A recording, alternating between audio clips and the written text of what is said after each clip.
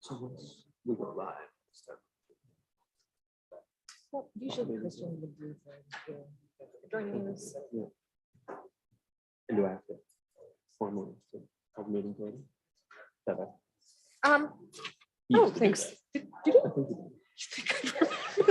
You think we both would? Sure. All right.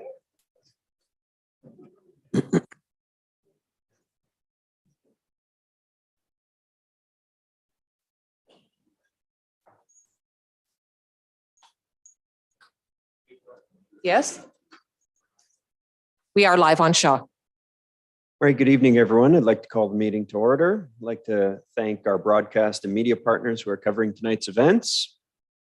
And I acknowledge with respect that we are in Robinson Huron Treaty territory, that the land on which we are gathered is the traditional territory of the Anishinaabe, and known as Bawating. Bawating is home of Garden River First Nation, Batchewana First Nation, and the historic Sault Ste. Marie Métis Council.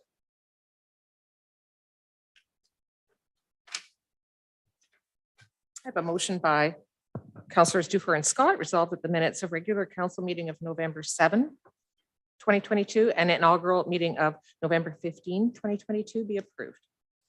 Any questions? All in favor? Motion carries. And under declaration of pecuniary interest, Councillor Spina has declared with respect to bylaw 2022-182 parking bylaw enforcement officers and bylaw 2022-183 municipal law enforcement officers as his employer is contracted by the city. I haven't had any other declarations.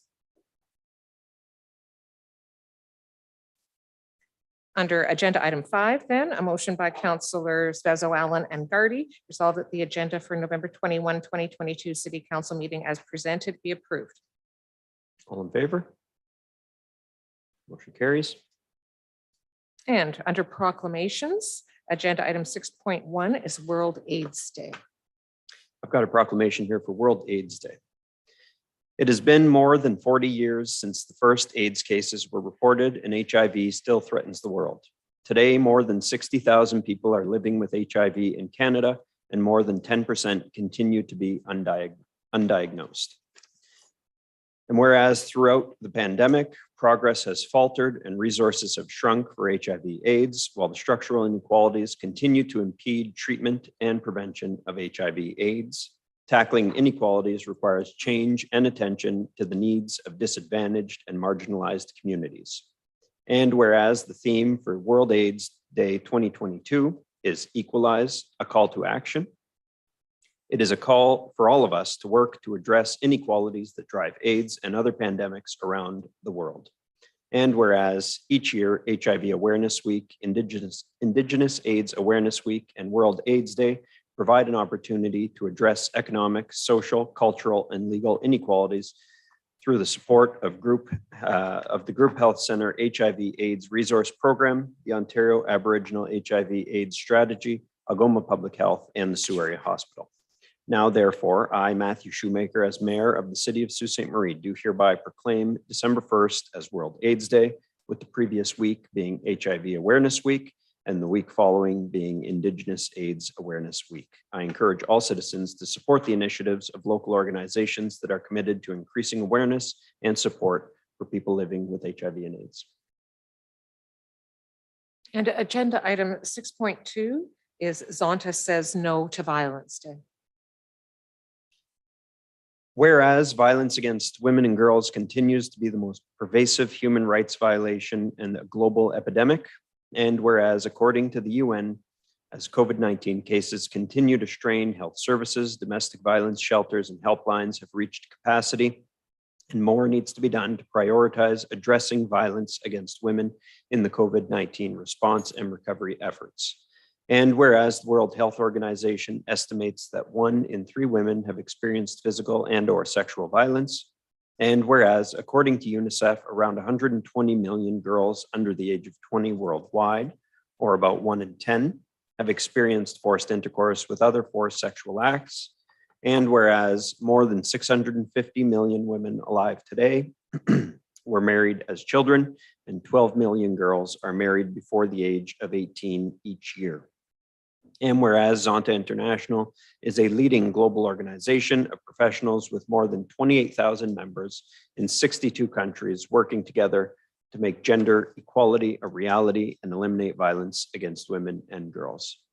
Now, therefore, I, Matthew Shoemaker, as mayor of the city of Sault Ste. Marie, do hereby proclaim November 25th, 2022, as Zonta Says No to Violence Against Women Day in Sault Ste. Marie, and encourage all residents to help prevent gender-based violence by supporting educational efforts about its harm, advocating for survivors of gender-based violence, and acting in service on their behalf. And under agenda item 6.3 is a proclamation Retired Teachers of Ontario 50th anniversary. Whereas Retired Teachers of Ontario District 3 Algoma is part of a national organization with over 83,000 members whose vision is a healthy, active future for every member of the retired education community in Canada. And whereas Retired Teachers of Ontario was originally known as Superannuated Teachers of Ontario, then Retired Teachers of Ontario, and now welcomes members who are retired from all areas of education, including those who work in early years schools and school boards, post-secondary, and the broader education sector.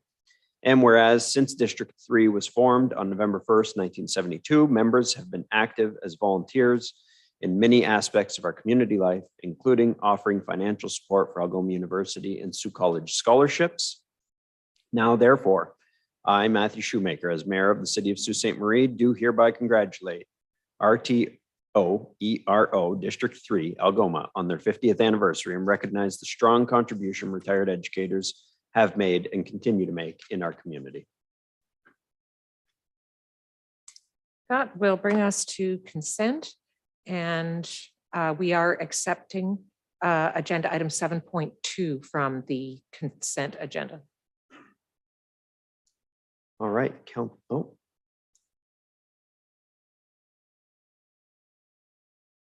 do we have members? Is this Zonta that would like to say a few words? Yes, we have members of Zonta. I didn't ask that at the beginning, working out the kinks and being the mayor here. So if anybody from the Zonta organization or from representing the Retired Teachers of Ontario or anybody from HIV and AIDS Awareness Day would like to say any comments, I give you the floor. Thank you very much, Mayor and Council. I'm actually here with RTOERO, but I'm also wearing another hat, my Zonta hat, and I appreciate your support for this because November 25th actually starts 16 days of activism against gender-based violence. And we like to think we have a bit of a presence in the city for this, along with Women in Crisis and the Algoma Council on Domestic Violence. So we appreciate your support on this particular issue that is a bit of an endemic to our society. Thank you. Thank you for all you do.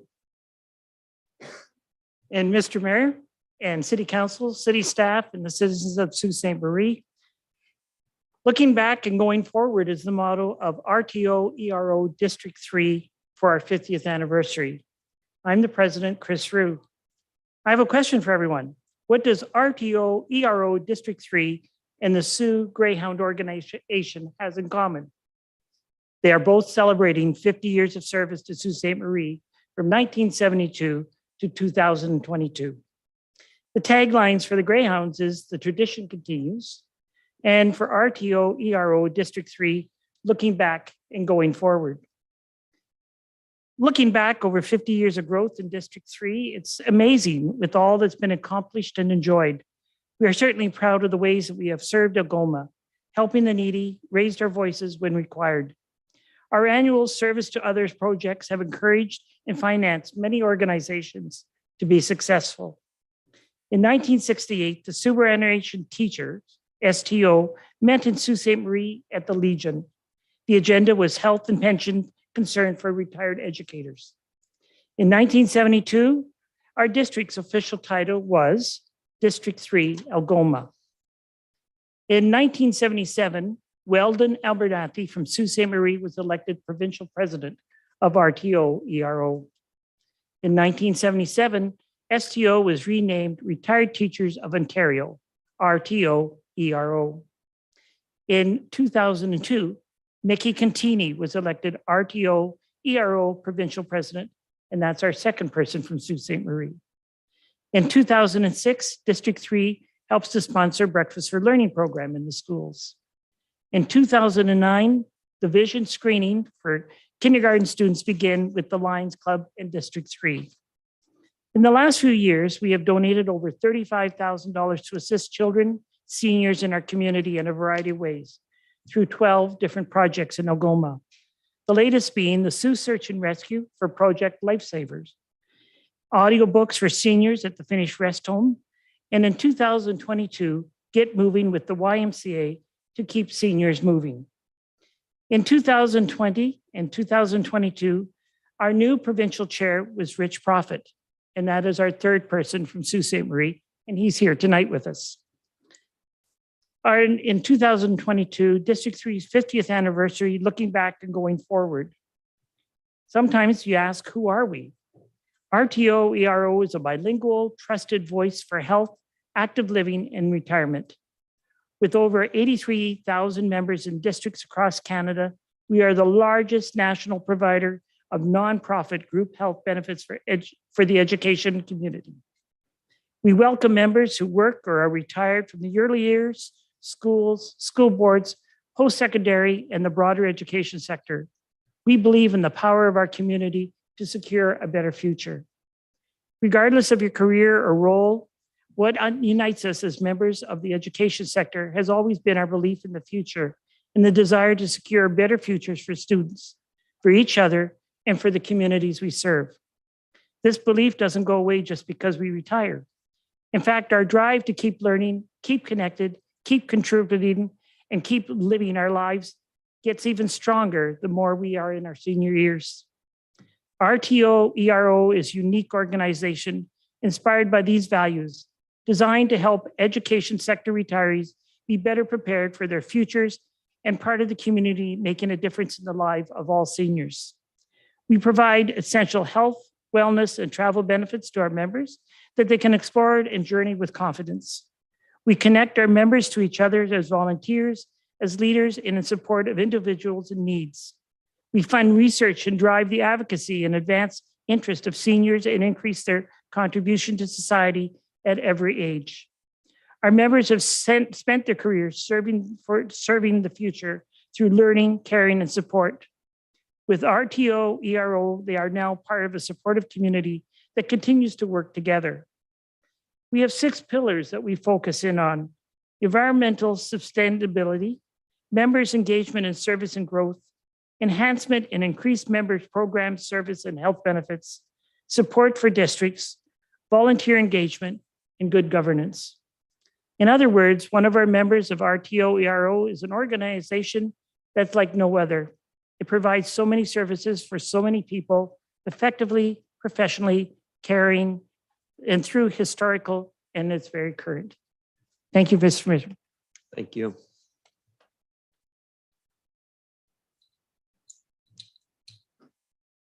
Thank you, Mr. Mayor. Hello, my name is Shanna Shipperbottom. I'm the team lead and support services for the HIV and AIDS resource program at Group Health Center. Accompanying me today is Brooke and Tiana, 2 of our outreach workers from HARP at Group Health Center, and then also Janice, Pedro, and Nathan from OHAS, the Ontario Aboriginal HIV/AIDS Strategy.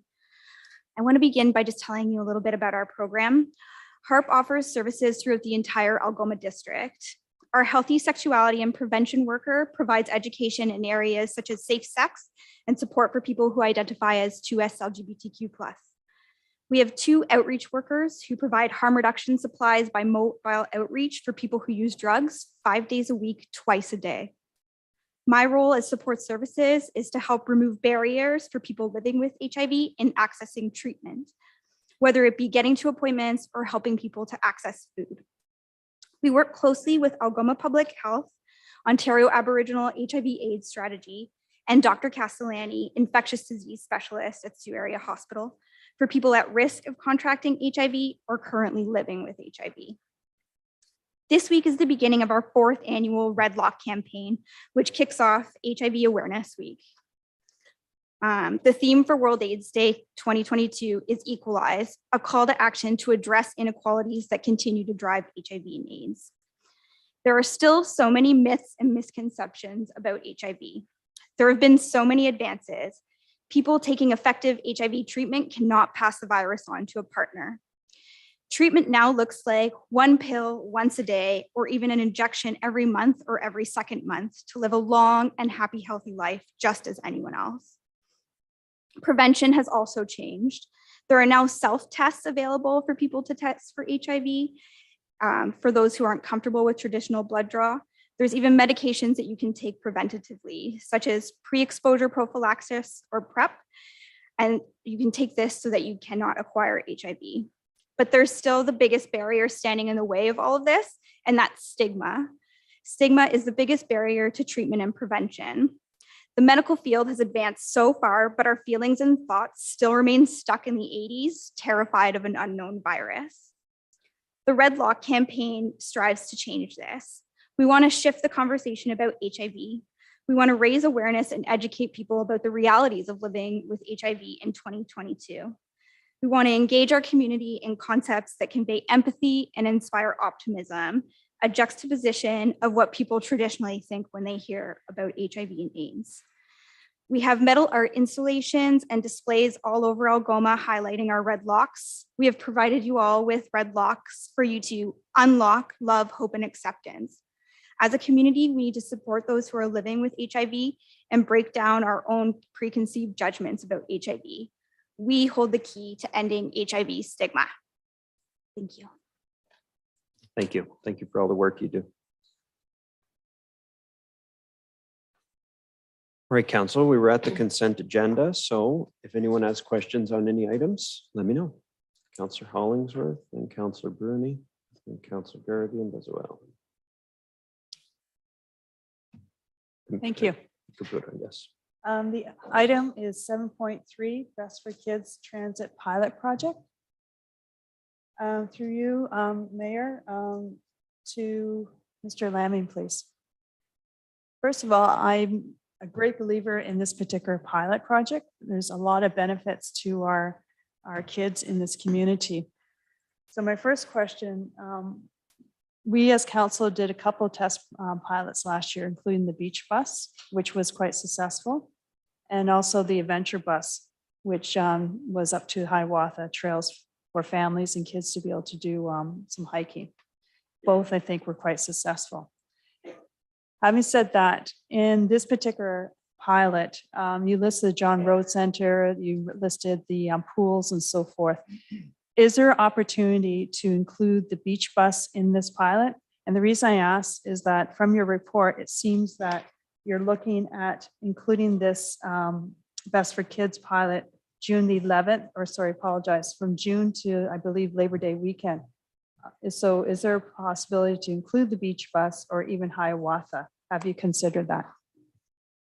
Through you, Mr. Mayor, to Councillor Hollingsworth, yes, they go hand in hand. They run the same time frame. So the beach bus starts downtown and goes out to the beach. This runs in unison with this, so it picks up people from all over the community, so they can go to any one of these facilities that are named. So they would go to these specific destinations, whereas the other one goes straight to the beach. So they go hand in hand and run the same time. So there's no impact. You can take either and do both, and we strongly encourage it. Okay, so if I understand correctly, so if you have a family that wants to go to the beach, they can jump on this particular bus. It may stop at hypothetically Brecko Pool, but it will continue on to go to the beach. Is that my understanding?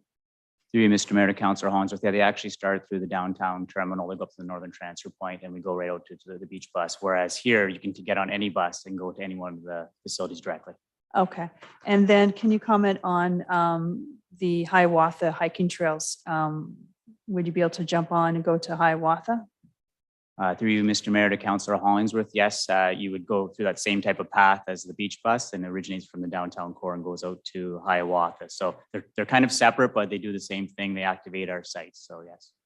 Okay, And last question, and how are you going to be promoting this so that all families will be familiar with this wonderful project? Through Mr. Mayor to Councillor Hollingsworth, we work closely with our corporate communications team. They promote that along with our social media, our outlets with City Transit. Okay, thank you. Anybody else on 7.3? Councillor Bruni?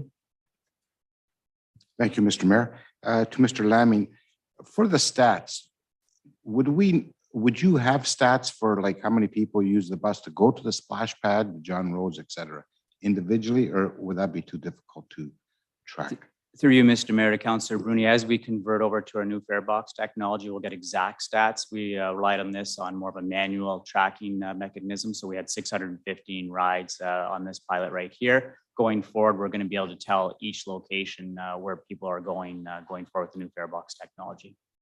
And how would the bus drivers know that, say, a particular child is taking a bus to go to a particular site? Through you, Mr. Mayor to Councillor Bruni, they let the driver know when they go on the bus and they manually select the button when they're going to one of the locations. Okay, thank you. Councillor Dufour on 7.3. Thanks, Mr. Mayor. Through you to Mr. Lamming. Mr. Lamming, can you explain how the funding formula works for the gas tax?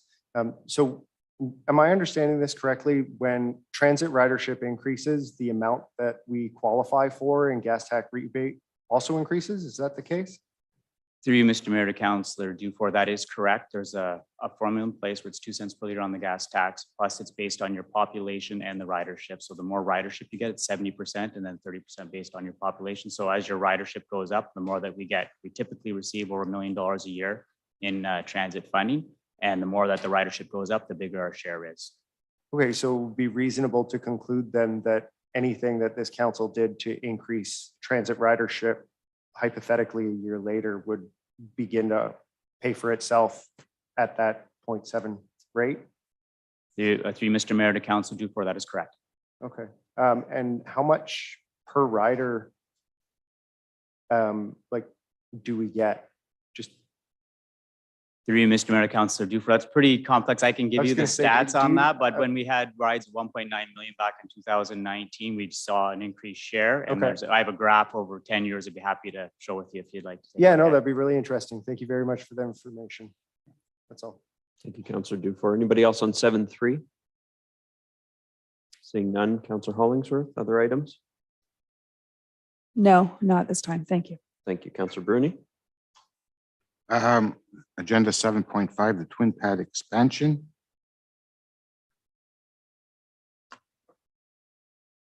And that goes to, is that to Mr. Ver or Mr. Lamming? Thank you. Mr. Lamming, you're asking for an increase of $47,574 regarding increase in staff, 1 supervisor, 1 operator, and 2 part-time rink attendants. How does that fit in at 47,000? Through you, Mr. Mayor, Councillor Bruni, when this was first brought before council, we were hoping with the offsets. There's a few offsets that we have there right now because there's going to be increased rentals through the extra ice pad itself. And there are also going to be extra food and beverage sales of approximately $100,000. So there's some incremental revenue coming in on the revenue side.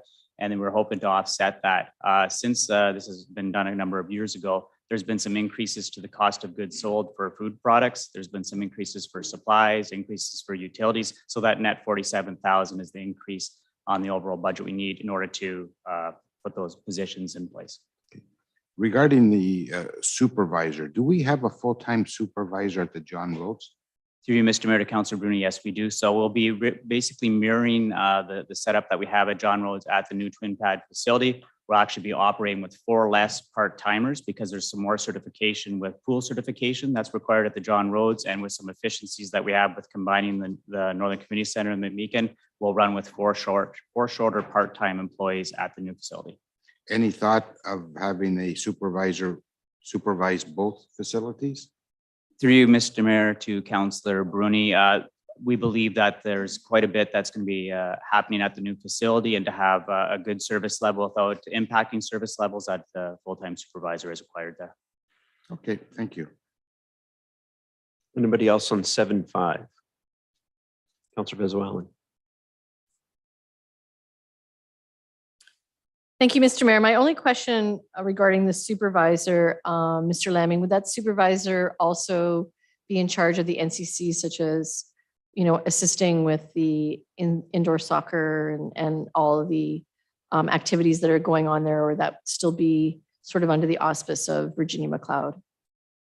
Through you, Mr. Mayor, to Councillor Bezel, yes, they will be overseen because the operators right now work at the Northern Community Center for a maintenance perspective and the Mamaken, and they go between the two facilities. Now having the facility joined together, it's going to provide good efficiency because it's one building that's enclosed. So they do provide the maintenance at the soccer pitches, the two soccer pitches, and within seniors. From an operational standpoint, I should say, that would be still under Virginia McLeod from a programming standpoint. But the one supervisor will be in charge of, in reality, two facilities. Through you, Mr. Mayor, to Councillor Bezel, and that's correct. Okay, thank you. Thank you, Councillor Venezuelan. Anyone else on 7.5? Okay, seeing none. Councillor Bruni, were there other items? Yeah, agenda 7.11, connecting link. I think the question goes to Carl there. Carl, Carmen's Way was asphalted, built in 2005. And I'm all supportive regarding the application for the 2023 Connecting Link program.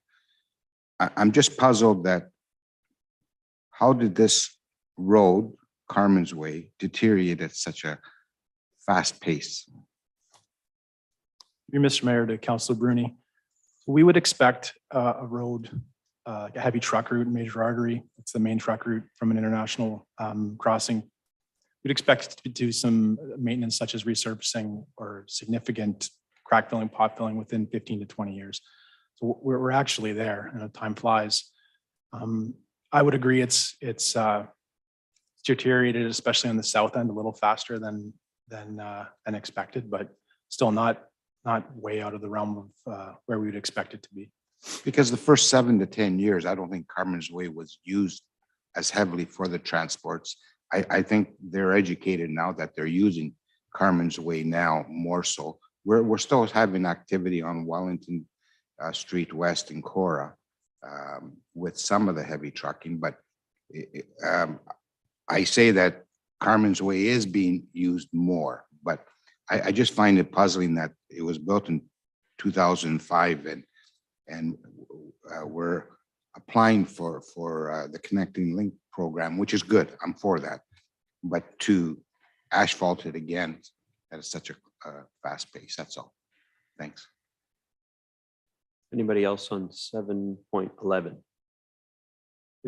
Mr. Rumiel, with your predecessor, there had been some discussions of what went into the asphalt. There had been, maybe 6-7 years ago, reports of people putting stuff into asphalt that ought not to be there, which causes it to deteriorate quicker. What kind of quality control do we do on our asphalt to ensure that it's of the highest quality when it goes down? Mr. Mayor, we do the standard asphalt testing for stability, compaction, asphalt content, like liquid asphalt content. I do recall there was some studies, investigations done, excuse me, 12 years ago, 10 years ago, looking at different percentages of recycled oils that were in asphalt, but which there still is recycled material, but we do the standard quality control and quality assurance testing. Okay, so we do that on a regular basis? That's correct. Yeah, okay, thank you. Okay, Councilor Bruni, other items on consent? I have other items, but in the community development, so I have to wait for that. Okay. Councilor Gardy? Thanks, Mr. Mayor. A question of Emily, who I notice is here on 7.8, the Federation of Canadian Municipalities Greenhouse Gas Reduction Pathway. Hi, Welcome Emily. to council, Ms. Through you- Cormier. Pardon me? I just said, welcome to council, Ms. Cormier. Sorry. Through you, Mr. Mayor, to Ms. Cormier. Emily, I just thought it important that the community is aware of what we're doing here. I think it's going to get us a long ways towards our greenhouse gas reduction plan. So would you mind speaking of the buildings that'll be audited and how we're capitalizing on this program for the public? Thanks. Sure. Through you, Mr. Mayor, to Councillor Gardy. So this project aligns with our community greenhouse gas emissions reduction plan, which has a target of net zero emissions by 2050. That's our long-term target. We do have a short-term target of 10% corporate emissions reduction by 2030 and 5% community reduction by 2030. We need a roadmap to get to that emissions reduction, specifically the net zero. So this funding is available from the Federation of Canadian Municipalities. Municipalities are eligible to apply to this funding once, and they can apply for a portfolio of buildings. When we were looking at the buildings to apply for this fund, we looked at our top 6 emitters, bearing in mind what it was going to cost to do this, our estimates to the best of our ability. So we're looking at our top 6 emitters, which include the John Rhodes Community Center, the East End Wastewater Treatment Plant, GFL Memorial Gardens, the Public Works Center, Fire Hall 4, and the Transit Administration Garage. So this project, if we're successful in acquiring the funding from the Federation of Canadian Municipalities, will provide us with 3 emission reduction scenarios. One will be 50% reduction for these 6 assets within 10 years, 80% reduction within 20 years, and net zero carbon by 2050. It's our hope that these audits, I like to call them Cadillac audits, if you will, they'll really provide us, more of an understanding of the deep retrofit measures that we can use to reduce our emissions beyond the traditional energy conservation projects we've done before. So it'll look at the interconnectedness of the systems, how the building works as a whole, and look at things beyond just, the immediate cost and the life cycle costs and the emissions reduction in the long term. This aligns with some of the things that we're trying to do corporately to reduce our emissions by looking at possibly creating a climate lens down the road as well. So we're hopeful that we'll be successful in the funding. Thank you. Thanks, Emily. I appreciate it. Thanks, Mr. Mayor. It's good work, and I just wanted the community to know about it. Thanks, Councillor Gardy. Councillor Scott on this item. Thank you, Mr. Mayor. Through you, Mr. Mayor, to Ms. Cormier.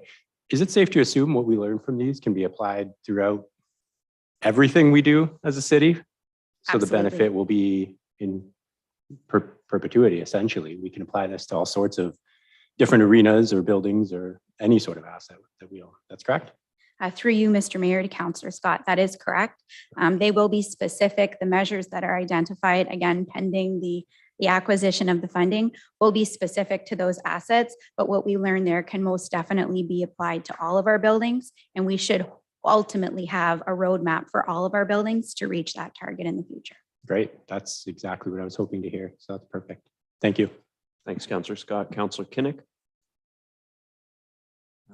Okay, through Mr. Mayor to Ms. Cormier. Just before you start there, you're going to want to move that mic closer to your. There you go. Thank you, Mr. Mayor. To Ms. Cormier about the deep energy retrofits, and are we doing anything with new technologies besides just retrofitting? Like, for example, solar panels. Is that being investigated on the buildings? The arenas are a great place to put them, big flat areas that's not taking up, farmland or cutting down forests to do it. Through you, Mr. Mayor, to Councillor Kinnick. Yes, this audit for these 6 assets will look not just at energy conservation, it will look at renewables as well in the measure analysis. Okay, thank you. Thank you. Ms. Cormier, maybe you don't have the information at the ready, but I think, did we put in an application to put solar panels on the new community center, West End Community Center roof? Do I remember that correctly? Through you, Mr. Mayor, I think I'll defer that to Mr. Lamming. Or two, Mr. Mayor, we have panels scheduled for the transit facility and the plan going forward. So is the transit building a good solid base there and a large facility? So that's the one that we have on the radar. Thank you. Anyone else on 7.8? Seeing none. Councillor Gardy, did you have any other matters on consent? I do not. Thank you. Councillor Vezo-Allen. Thank you, Mr. Mayor. Just 7.6 to Mr. Lamming. Mr. Lamming, the original contingency budget was just a little over 1.3 million. And so with what the balance is at 775,000 and change, to date, we've allocated $529,543. Could you kindly outline what that portion was necessary for? Through you, Mr. Mayor, to Councillor Bezo Allen, the major one was for the rubberized surface for the walking track, 140,000 plus. Plus, there's everyday contingency items that we need to go through, things such as dock rerouting, concrete and steel inspection, trade show electrification, tie into the buildings, items like that that are occurred in the normal course of a build. So what we're doing is the council approved the $32 million in the total project funding. We're just shifting that approved contingency into the project to allow us to do the things that we need to get done day to day. And from your point at this state of the project, do you feel that the contingency budget is going to be satisfactory to complete the project? Through you, Mr. Mayor, to Councillor Bezo Allen, at this point in time, we're very comfortable with the budget. Wonderful, thank you. Anybody else on 7.6? Okay, seeing none, Councillor Venezuela, other items on consent? Nothing else. Thank you. Councillor Caputo. Items have been moved out of consent, so I'm just learning the ropes here. Thank you. I'll ask my questions at another time. Thank you. Councillor Dufour. Item 7.1.1. Mr. Mayor, just have some comments. I really appreciate the letter that you've written here and the meeting that you've, it sounds like you had with our MPP and with Ms. Watson. My understanding is that some of the initial funding asked for this treatment program went to Ontario Health about 6 months ago. So I think it's good progress to see that they're being acknowledged now. And I commend you for writing this letter and for this council continuing to express that this is a significant community priority. I know that in my own experience talking to folks who are working in the grassroots with people who are struggling with mental health and addictions, the loss of this program was significant. It really set us back. And so I'm really glad to see that you're continuing to champion it. Thank you. Thanks, Councillor Dufour. The outcomes of the program, as I learned in my meeting with Ms. Watson and from folks who were close to the users of the program, were hitting their marks and having the desired results. So it's the return of the concurrent disorder intensive day treatment program, or the day treatment program, as I like to abbreviate it to, is a top priority for our community. And I'm hopeful that the application that Surrey Hospital's got in is positively looked upon by the province. So we will work towards that. So thank you. Anyone else on 7.1.1? All right. Anyone else on any other consent matters? Seeing none, we will move to vote on consent. Yep. I have a motion resolved that all items listed under date November 21, 2022, agenda item 7 consent agenda, save and accept agenda item 7.2 be approved as recommended. All in favor? Motion carries. The vote might be up on your screen as well. Not for consent. I'm just Not going to for mark it as consent. carried. Okay. I'm learning new things too. It's all good. So that will bring us to agenda item 7.2 property tax appeals. And there's a friendly amendment to accept one of the properties. So the motion is by councillors Bezo Allen and Gardy, resolved that the report of the manager of taxation dated November 21, 2022 concerning property tax appeals be received, and that the tax records be amended pursuant to sections 354 and 357 of the Municipal Act, save and accept 145 Old Garden River Road. And I will open that to voting. First, we'll go to Councillor Dufour, who I believe has some comments I think on there's the. a second motion, right? This is just to approve them with the exception of the 145 Gotcha. Old Garden River Road, so Gotcha. you can move to that. So discussion. council, this is on everything except 145 Old Garden River Road. Are there any questions? Okay, seeing none, the vote's up on your screen. All in favor? We also vote with our hands just for the community to be aware of what the vote was. The official vote is recorded in the minutes through the program. And it is unanimous. Okay. And so the So second the motion, Second motion is a motion by councillors Dufour and Hollingsworth, resolved that staff be requested to refer the tax exemption for 145 Old Garden River Road back to staff for review and report at the December 12th, 2022 City Council meeting. Okay, resolve that council be requested to refer it back. Yes. Okay, Councilor Dufour. Thanks, Mr. Mayor. Fellow members of council and our community watching from home. My reason for pulling this item from consent is my experience the past 4 years watching and waiting for our community to receive the resources for mental health and addictions treatment that it needs.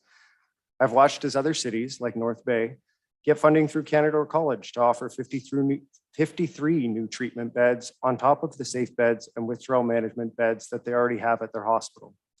I've seen Timmins add beds at their hospital, offer mobile in-home withdrawal management services, and significantly expand access to include 15 new treatment beds at Jubilee Center, which included a $900,000 Ministry of Health increase to their base funding for new beds. Why is it that the rest of Northern Ontario is getting provincial health dollars that are increasing frontline services for mental health and addictions, but in Sault Ste. Marie, the operational increases are simply paying for a generous private lease? All the while, frontline programs like the concurrent disorders day treatment program are cut for lack of sustainable funding. We've all heard many times that healthcare is a provincial domain and that City Council does not have much leverage in Ministry of Health decisions.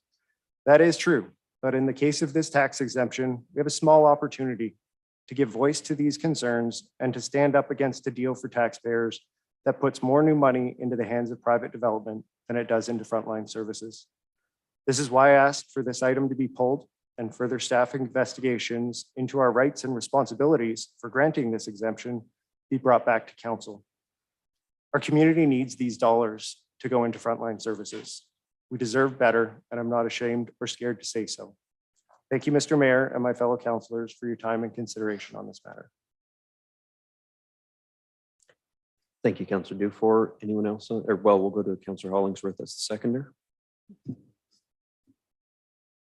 Thank you.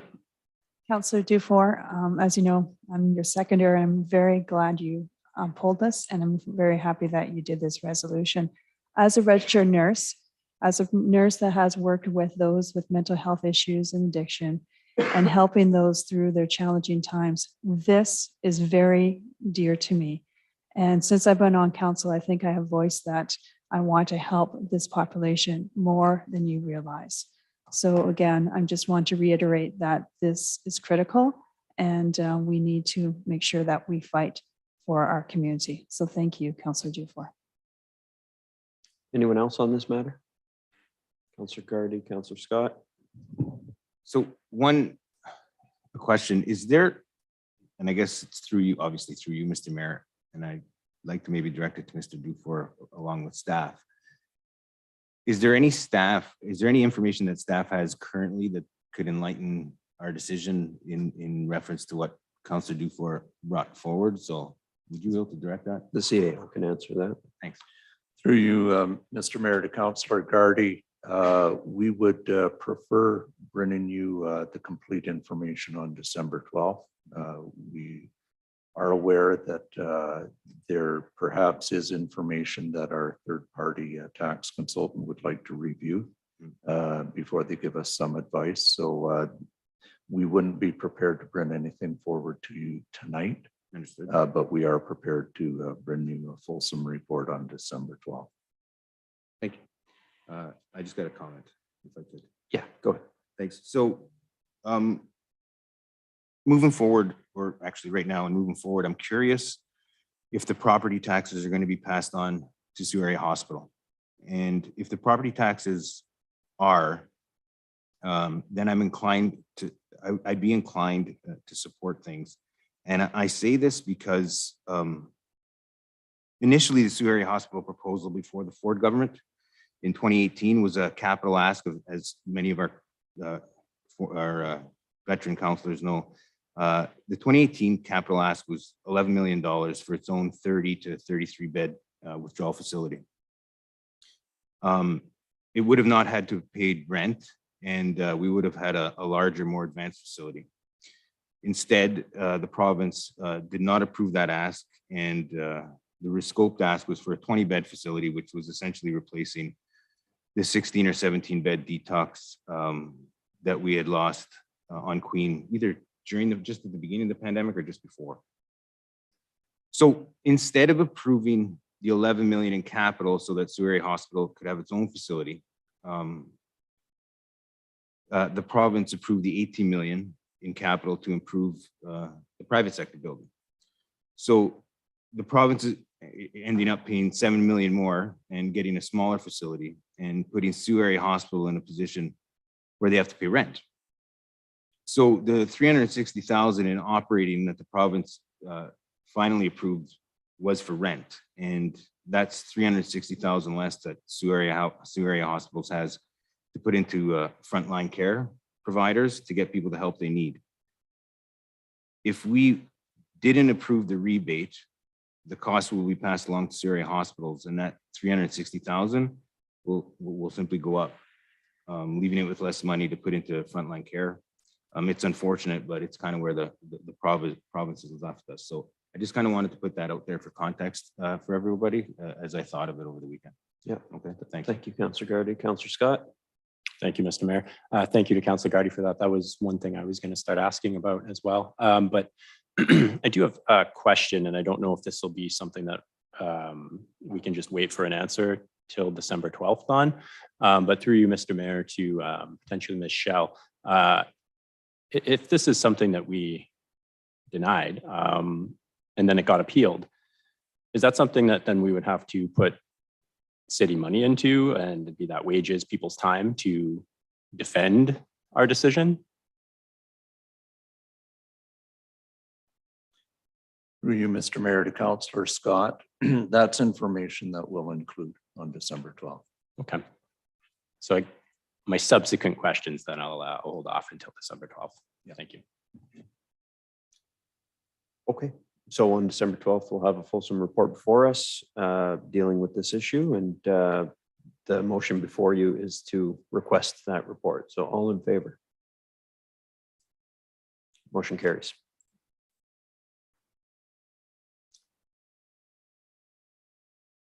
Okay, that will bring us to agenda item 8.2.1, Finance Committee Terms of Reference. All right. And I was asked to change the motion. So it's resolved that the report of the Chief Financial Officer and Treasurer dated November 21, 2022 concerning Finance Committee Terms of Reference review be received, and that council give effect to an audit function only for full council to act as the Finance Committee. Council, note the change in the motion, which previously was asking us for give direction on which option, and appears to be that staff is recommending a direction at this point. Through you, Mr. Mayor, and to all of council, I did have a conversation with the CFO treasurer this afternoon, recognizing that this is the first meeting of a new council, and perhaps as a group not being totally prepared to give us direction, which is not a usual thing. Usually staff has a recommendation. The CFO treasurer did confirm that it would be her recommendation, if asked, to proceed this way. So we have crafted a resolution that way, and that we suggest is for your consideration at this time. That does not preclude council you from amending that recommendation if you want one of the other options to move ahead. So Councillor Vesuallen had her hand up. We'll go with her first. I just wanted to give some comments as to the context of the resolution as chair of the Finance Committee. So this was part of the discussion at the Finance Committee level. And I will say at times we do have difficulty in having quorum at our meetings. And I just want to say that definitely in terms of the idea to turn it into an audit committee, I think that makes perfect sense. I think that is, really the key piece and really the oversight that needs to happen.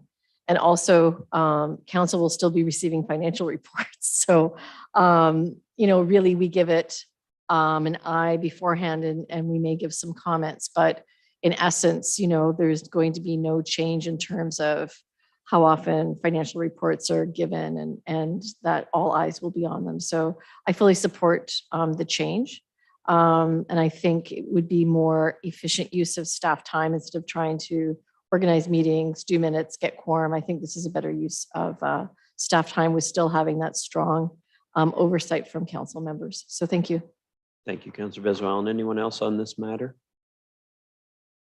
Okay, seeing none, we'll have a vote on the motion. All in favor?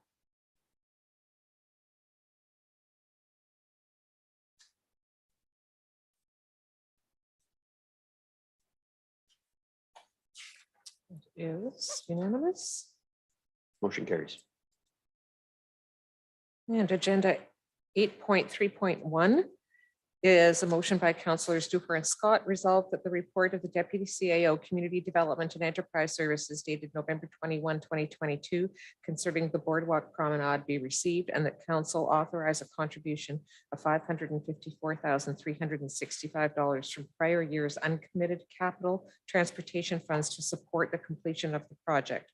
Further, that staff be authorized to enter into a single source agreement with Poraloo Marine, Inc. to supply and install the Boardwalk Promenade, and that the city's consultant, WSP Canada, be authorized to issue a letter of intent to Poraloo Marine, Inc. to commence mobilization for the project, and a bylaw authorizing execution of the contract will appear on a future council agenda. Council, any questions on this case? Councillor Dufour, Councillor Bruni. Thank you, Mr. Mayor. Through you to either the CEO or Mr. Ver. Mr. Ver, can you just walk us through why we cannot consider retendering the project? Through you, Mr. Mayor, to Councillor Dufour, essentially the issue is one of time. So FedNor has to expend their money by March 31st of 2023.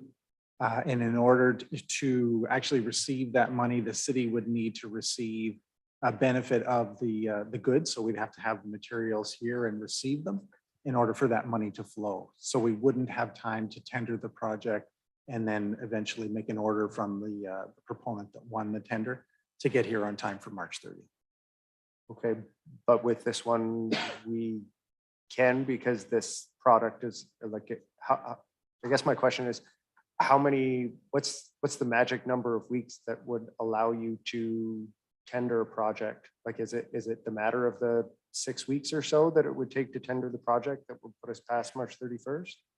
Through you, Mr. Mayor, to Councillor Dufour, correct. Yeah, it's essentially, we're tight now to receive those materials. If we receive a council's approval, we think we can get those materials and be able to invoice FedNor for those materials for the project. Okay, understood. Thank you. Councillor Bruni. Thank you, Mr. Mayor. Through you to Michelle. Michelle, regarding the 554,000 that comes from previous years of uncommitted capital transportation fund, how much money do we have in this fund? An approximate? Through you, Mr. Mayor, to Councillor Bruni. After this ask, we're probably just somewhere around over $2 million. This is amounts that build up through the capital transportation plan over the years. There's significant contingencies that are built into those budgets. And if you recall, in previous years, we've brought in additional use of those funds for more resurfacing, for additional other capital projects, et cetera. So it's just built up again. Okay, thank you. Thank you, Mr. Mayor. Thank you, Councillor Bruni. Councillor Hollingsworth. Thank you. Through you, Mayor, to Mr. Ver. Mr. Ver, the boardwalk is very important to our tourism and our community. Out of curiosity, I believe we were fixing another portion of the boardwalk along St. Mary's Drive over the past summer. Has that been all fixed and is it all safe now? Through you, Mr. Mayor, I'm going to refer that to Carl Rumia to answer. Through you, Mr. Mayor, to Councillor Hollingsworth. Yes, that was completed. Okay, so at this time, it seems because it's complete, you don't anticipate any other costs for that. It's totally done. Through you, Mr. Mayor, to Councillor Hollingsworth. No, that would be minimal. Okay. And on the boardwalk, are there any other areas of concern that you have that we may have to address in a year, 2 years to 3 years that's going to impact our budget?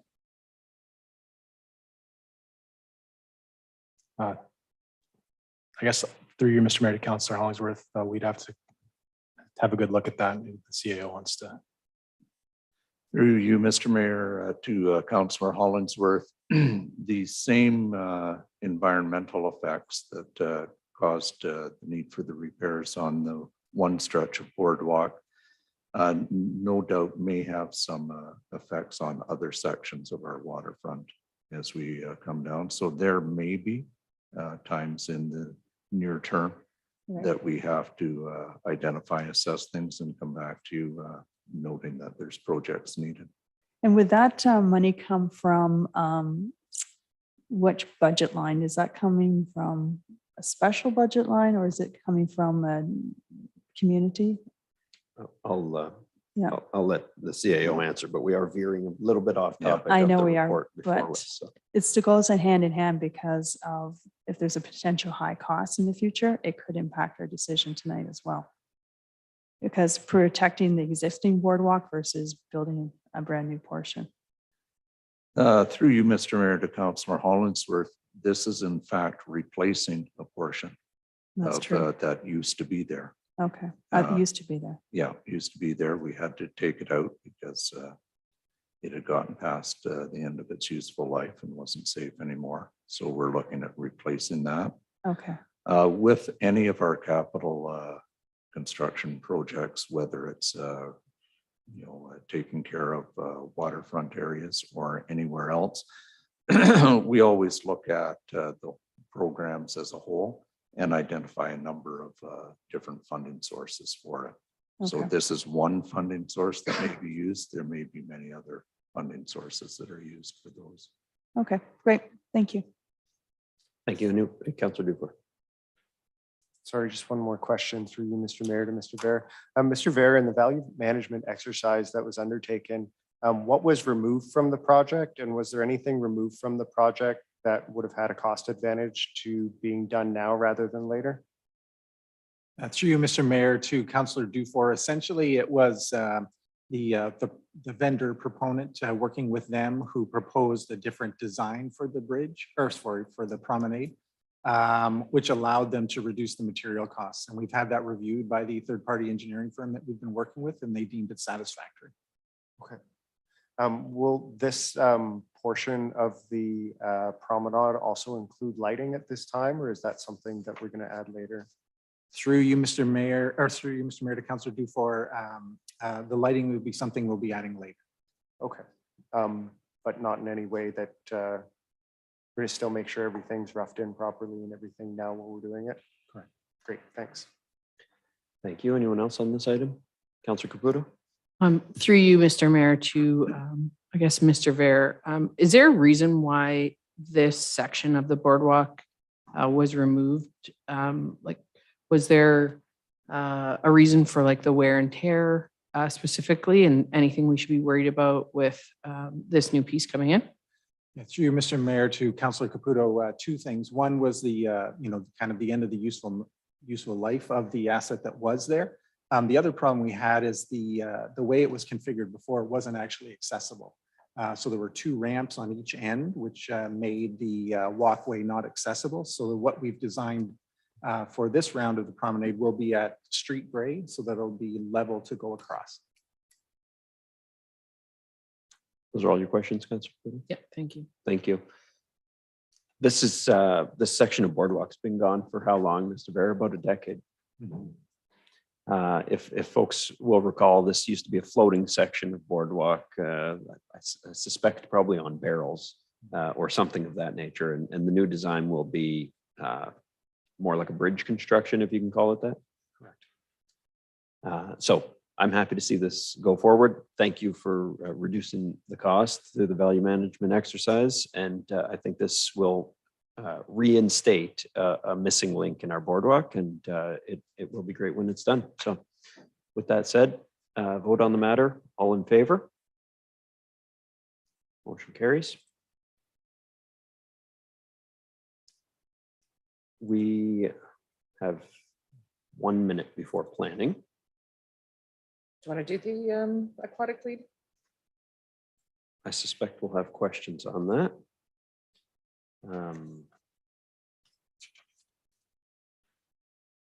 So are you able to commence reading the motion for one of the? Why don't I planning do ones? that? Okay. For the aquatic lead one? I was going to say for one of the planning ones, because it'll take you more than a minute to read it. I'm sure The of that. 8.7.1 and 8.7.2 are under planning as regular, but they're not part of the planning hearing. The hearing is Gotcha. only with respect to the Bush Street property. All right. Well, with that, I suspect we have gotten ourselves pretty close to 5:30. Yeah, we might as well just do that. The applicant is participating by Zoom.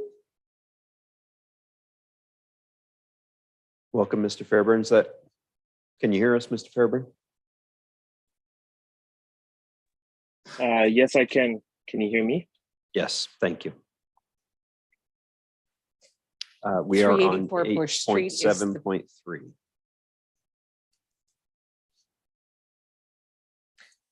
So I have a motion by councillors Dufour and Gardy, resolved that the report of the planner dated November 21, 2022 concerning application A1222Z be received, and that council rezone 384 Bush Street from low density residential zone R3 to low density residential zone R3S with a special exception.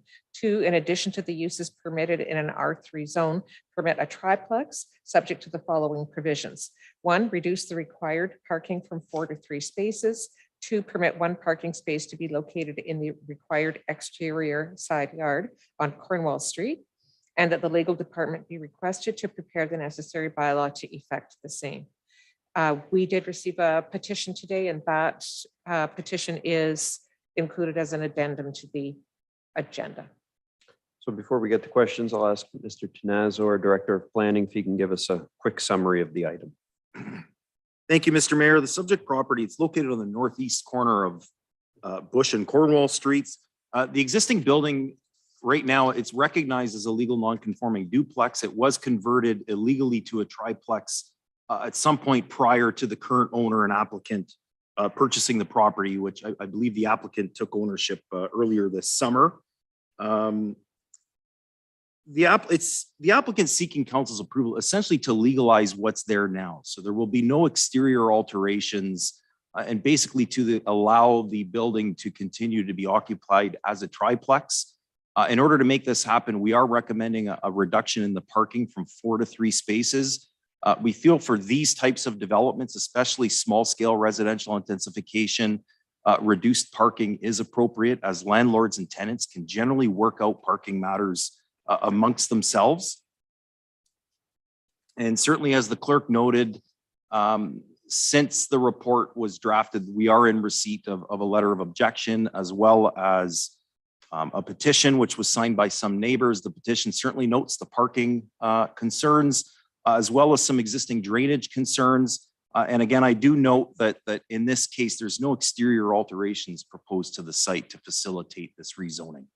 Those are my submissions. The recommendation is to approve the application, and Mr. Fairburn is in attendance via Zoom. Should council have any questions?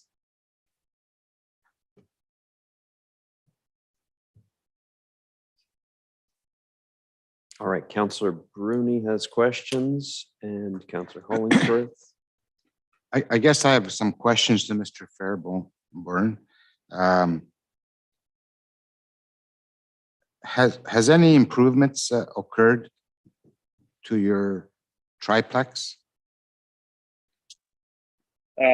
Yes, I've done some interior improvements such as flooring, painting, some repairs in the basement. Yeah. Okay. Does the rental property have 3 entrances? Yes, it does.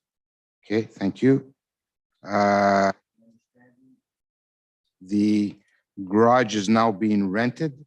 How will this affect the reduced parking spaces from 4 to 3? Yeah, so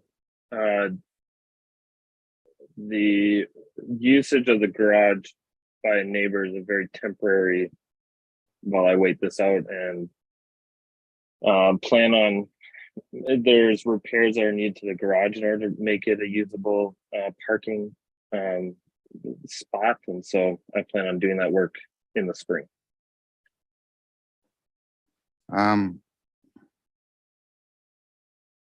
Mr. Tenazzo, when a building is changed from a duplex to a triplex, even though it's been a triplex, does city staff investigate the building? Do they go and check to see if the codes, if everything is according to code? Through you, Mr. Mayor, to Councillor Bruni, yes, the building division staff will inspect it, and it will have to meet the third unit will have to meet the Ontario Building Code. So potential upgrades may be required from a code perspective. So that hasn't occurred yet. Through you, Mr. Mayor, to Mr. or Councillor Bruni, not to my knowledge. Should that be done before it comes to council? Just asking. Through you, Mr. Mayor, to Councillor Bruni, that's a fair question. We'll often speak with applicants and suggest it, and this has happened before where applicants have come forward suggesting, you know, I want to put a second or third or fourth unit, and we will normally suggest that, you know what, you need to satisfy yourself that it's not cost prohibitive from an Ontario Building Code standpoint, but we tend to stay separate from that. We do coach applicants and suggest that they look into those costs before they spend money to rezone the property. Mm-hmm. And what are your thoughts regarding the reducing of 4 spaces to 3? And presently he rents the garage out. So. Through you, Mr. Mayor, to Councillor Bruni, that's the first I've heard of the garage being rented out. We've always looked at the garage as 2 parking spaces. As far as reduced parking for all developments, to be honest, I would suggest that our zoning bylaw is in need of change when it comes to our minimum parking requirements. I do note that in our draft official plan, we have a policy suggesting that we will look at that. And in fact, we are in the process of accepting proposals to review all of our minimum parking requirements with an eye towards reducing them. I would suggest that our parking requirements are somewhat high at 1.25 spaces per residential unit. And I would especially say that would be the case in these smaller type developments where a landlord and a tenant really have an opportunity to work out parking amongst themselves. It's known that you can't park on the road overnight in the winter. And if you do, you're going to get a ticket. So, you know, if you've got a tenant that has 2 vehicles and another tenant that has 1 vehicle, potentially the third, you know, the landlord has to think about that and potentially not market the third unit to a tenant that has a vehicle. Okay. For the parking on the side, I'm just trying to bring this up right now. Would this be an appropriate parking spot, I guess, on the side of the house? Is there a driveway there now? Would you know? Through you, Mr. Mayor, to Councillor Bruni, there are 2, I would call them, they're either wide walkways or narrow driveways off of the western frontage, which would be Bush Street. And then along the southern frontage, there is like a larger gravel area and some older, I would say older asphalt. I would suggest that it is an appropriate parking space. It isn't a required exterior side yard, but there is a relatively wide boulevard along Cornwall, and it's still wholly within the subject property and away from the sidewalk, which is a curb-facing sidewalk. So the extra parking spot is on Cornwall, correct? Through you, Mr. Mayor. That's correct. Okay, that's it for now. Thanks. Thank you, Councillor Bruni. Councillor Hollingsworth. Thank you. Through you, Mayor, to the applicant, Mr. Fairburn. Knowing the area neighbors seem to be concerned, how have you addressed their concerns thus far? That's a great question. I've engaged with a number of the neighbors in conversation and shared with them my desire for bringing the zoning of the existing property to its current use, that they match each other, and that I am not, the concerns I've received seem to be around the idea of not providing quality landlord service to tenants. And I have shared with them my concern and my desire to provide quality housing for the people of Sault Ste. Marie. Okay, so it sounds like you have been engaging in conversations with your neighbors, not just in the building, but in the surrounding area. And it sounds like you are interested in keeping an open relationship with the neighbors to make sure that they are satisfied. Is that my understanding? Yes. Okay, thank you. That's all. Thank you, Councillor Kinnick, and then Councillor Spina. Through you, Mr. Mayor, to Mr. Tanasso.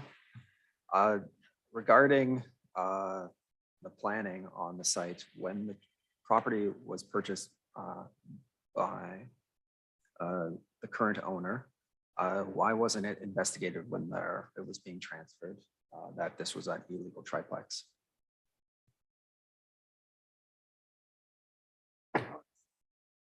Through you, Mr. Mayor, to Councillor Kinnick. The city doesn't generally get involved with private property transfers. I mean, I'm not sure how this came to be, but we normally would not get involved in private property transfers, and we wouldn't investigate whether it was being marketed as a triplex or a duplex. That's not something that we proactively go out and look at. So we're not out there looking at realtor.ca or listings to make sure that they're being marketed correctly. Okay, so to follow up with that, so my major concern is throughout my campaigning, I ran into some residents in Ward 4 that recently purchased properties with illegal carports. And instead of you approving them, you guys recommend tearing them down. So why is this getting the exception versus the carports that is like enclosed to be like a garage on a house?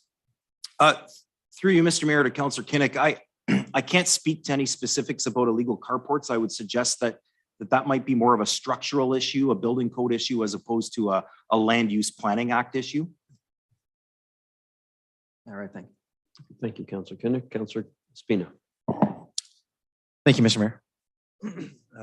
Through you, Mr. Mayor, to Mr. Tanazo. Just as we're reviewing the letter that was sent today from neighbors, there's a couple of concerns. You've done a great job, I think, of explaining the parking concern. Thank you. That was one of them. The second concern they had was with regards to watershed, and it appears to be flooding on the area. I think you mentioned earlier the owner, Mr. Fairburn, took ownership of this property earlier this summer, but you have mentioned he has not done or has no plans for exterior alterations to this property at all. So my question is, has he done anything, or has this property owner engaged in any activity that has caused the issues with the water, or has he planned on anything that would make those issues worsen? Through you, Mr. Mayor, to Councillor Spina, I certainly don't want to speak for the applicant, but in terms of like our review of older air photos, there hasn't really been much that has happened on this property over the years. There's certainly some talk here that there was a ditch that was filled in. I spoke with our engineering department earlier today.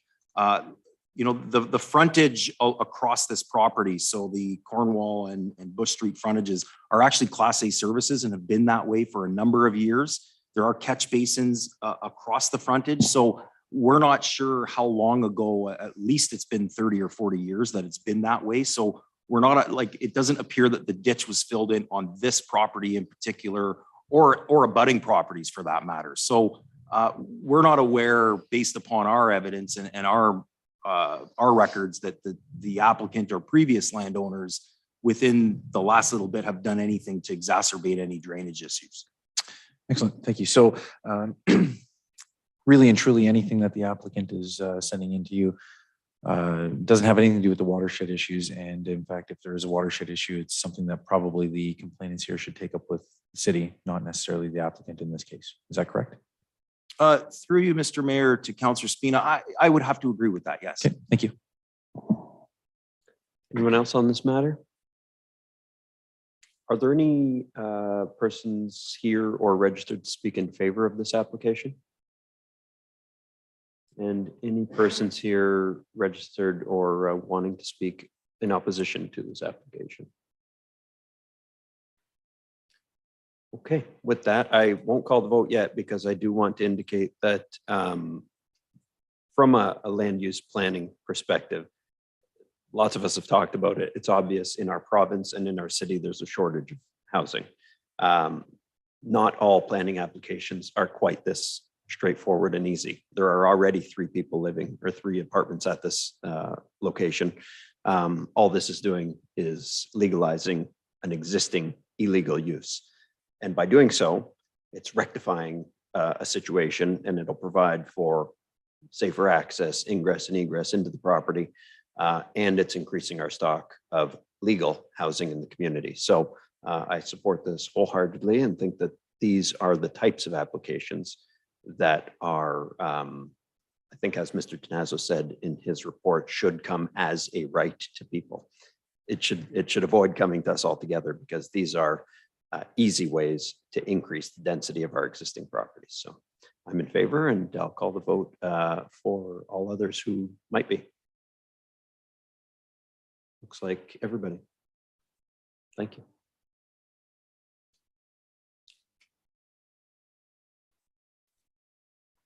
Your rezoning carries, Mr. Fairburn. So that carries at a vote of 9-2.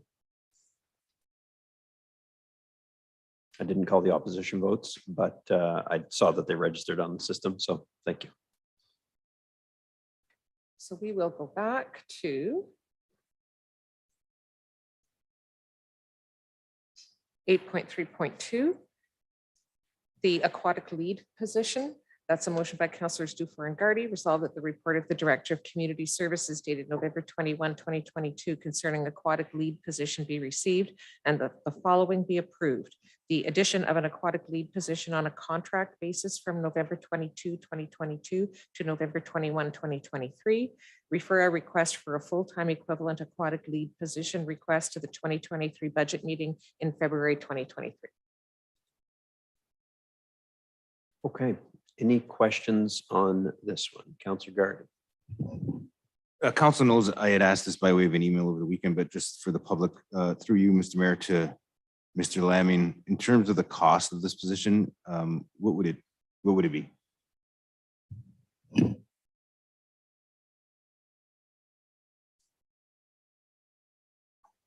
Through you, Mr. Mayor, to Councillor Gardy, the cost of this position is approximately $41,000. Year to date, we have approximately $500,000 left. So we have more than enough money to cover this position for the year. We'll be referring this position back to budget to be talked about later on at that time. Thanks. Anyone else on this matter? Mr. Lamming, when you say we have 500 and whatever number of thousands of dollars left from what? If you could explain that. To you, Mr. Mayor, yes, we have a budget every year of 1.2 million for salaries for the pool operations, and remaining in that budget, we have $522,000 to cover the months of November and December. So we have ample funds to cover this cost of this temporary position. And is the leftover money as a direct result of not being able to find lifeguards? To you, Mr. Mayor, that's correct. We're short 28 positions right now. We typically put through 4,000 swim lessons. We're lucky to get to 2,000 right now with the resources that we have. So this will help us tremendously. Okay, thank you. The vote's up on your screen. All in favor? Motion carries.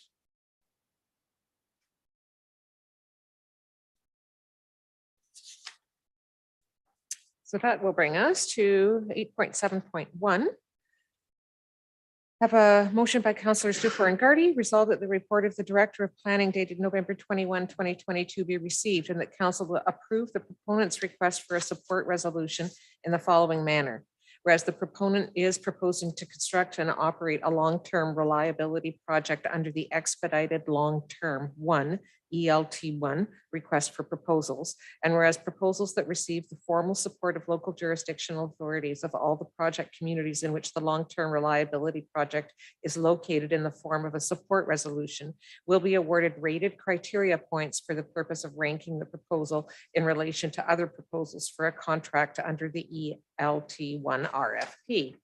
And whereas pursuant to the ELT1 RFP, proposals that did not receive the formal support of the local jurisdictional authorities of all the project communities in which the long-term reliability project is located in the form of a support resolution may be required under the ELT1 contract to be awarded pursuant to the ELT1 RFP to submit such support resolution for compliance with its obligations. Now therefore be it resolved that the Council of the Corporation of the City of Sault Ste. Marie supports the development, construction, and operation of the long-term reliability project upon lands generally located south of baseline in the vicinity of the airport. This resolution's sole purpose is to enable the proponent to receive rated criteria points under ELT1 RFP or to satisfy its obligations under any awarded ELT1 contract, may not be used for the purpose of any other form of approval in relation to the proposal or long-term reliability project or for any other purpose. Rated criteria points will be used to rank the proponent's proposal in relation to other proposals received by the independent electricity system operator under the ELT1 RFP.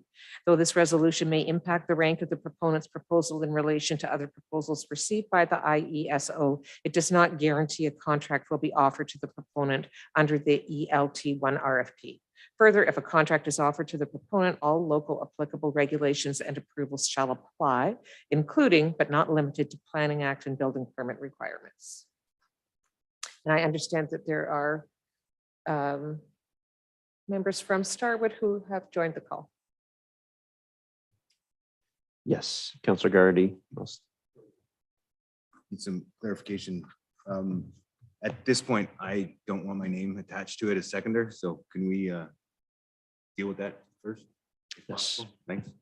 Councillor Gardy was the courtesy seconder. Do we have someone to replace him? Councillor Caputo. So the mover and seconder have been amended. And we have Starwood here to answer questions, or representatives on behalf of Starwood, I think is probably more accurate. Here to answer questions, if there are any, as well as Mr. Tenazzo to answer questions, if there are any. Are there any questions? Councillor Hollingsworth and then Councillor Caputo. Thank you. Through you, Mayor. First question, I was under the impression they were going to give a presentation first. The presentation is in our materials, but they didn't wish to present it to us. Okay, okay. So I do have my questions. Through you, Mayor. I guess to the two representatives from the Starwood Energy, I'm not sure which one you want to answer. First of all, welcome back to Sault Ste. Marie. It's my understanding that in 2010 and 2011, you did do a project here in Sault Ste. Marie with great success, I believe.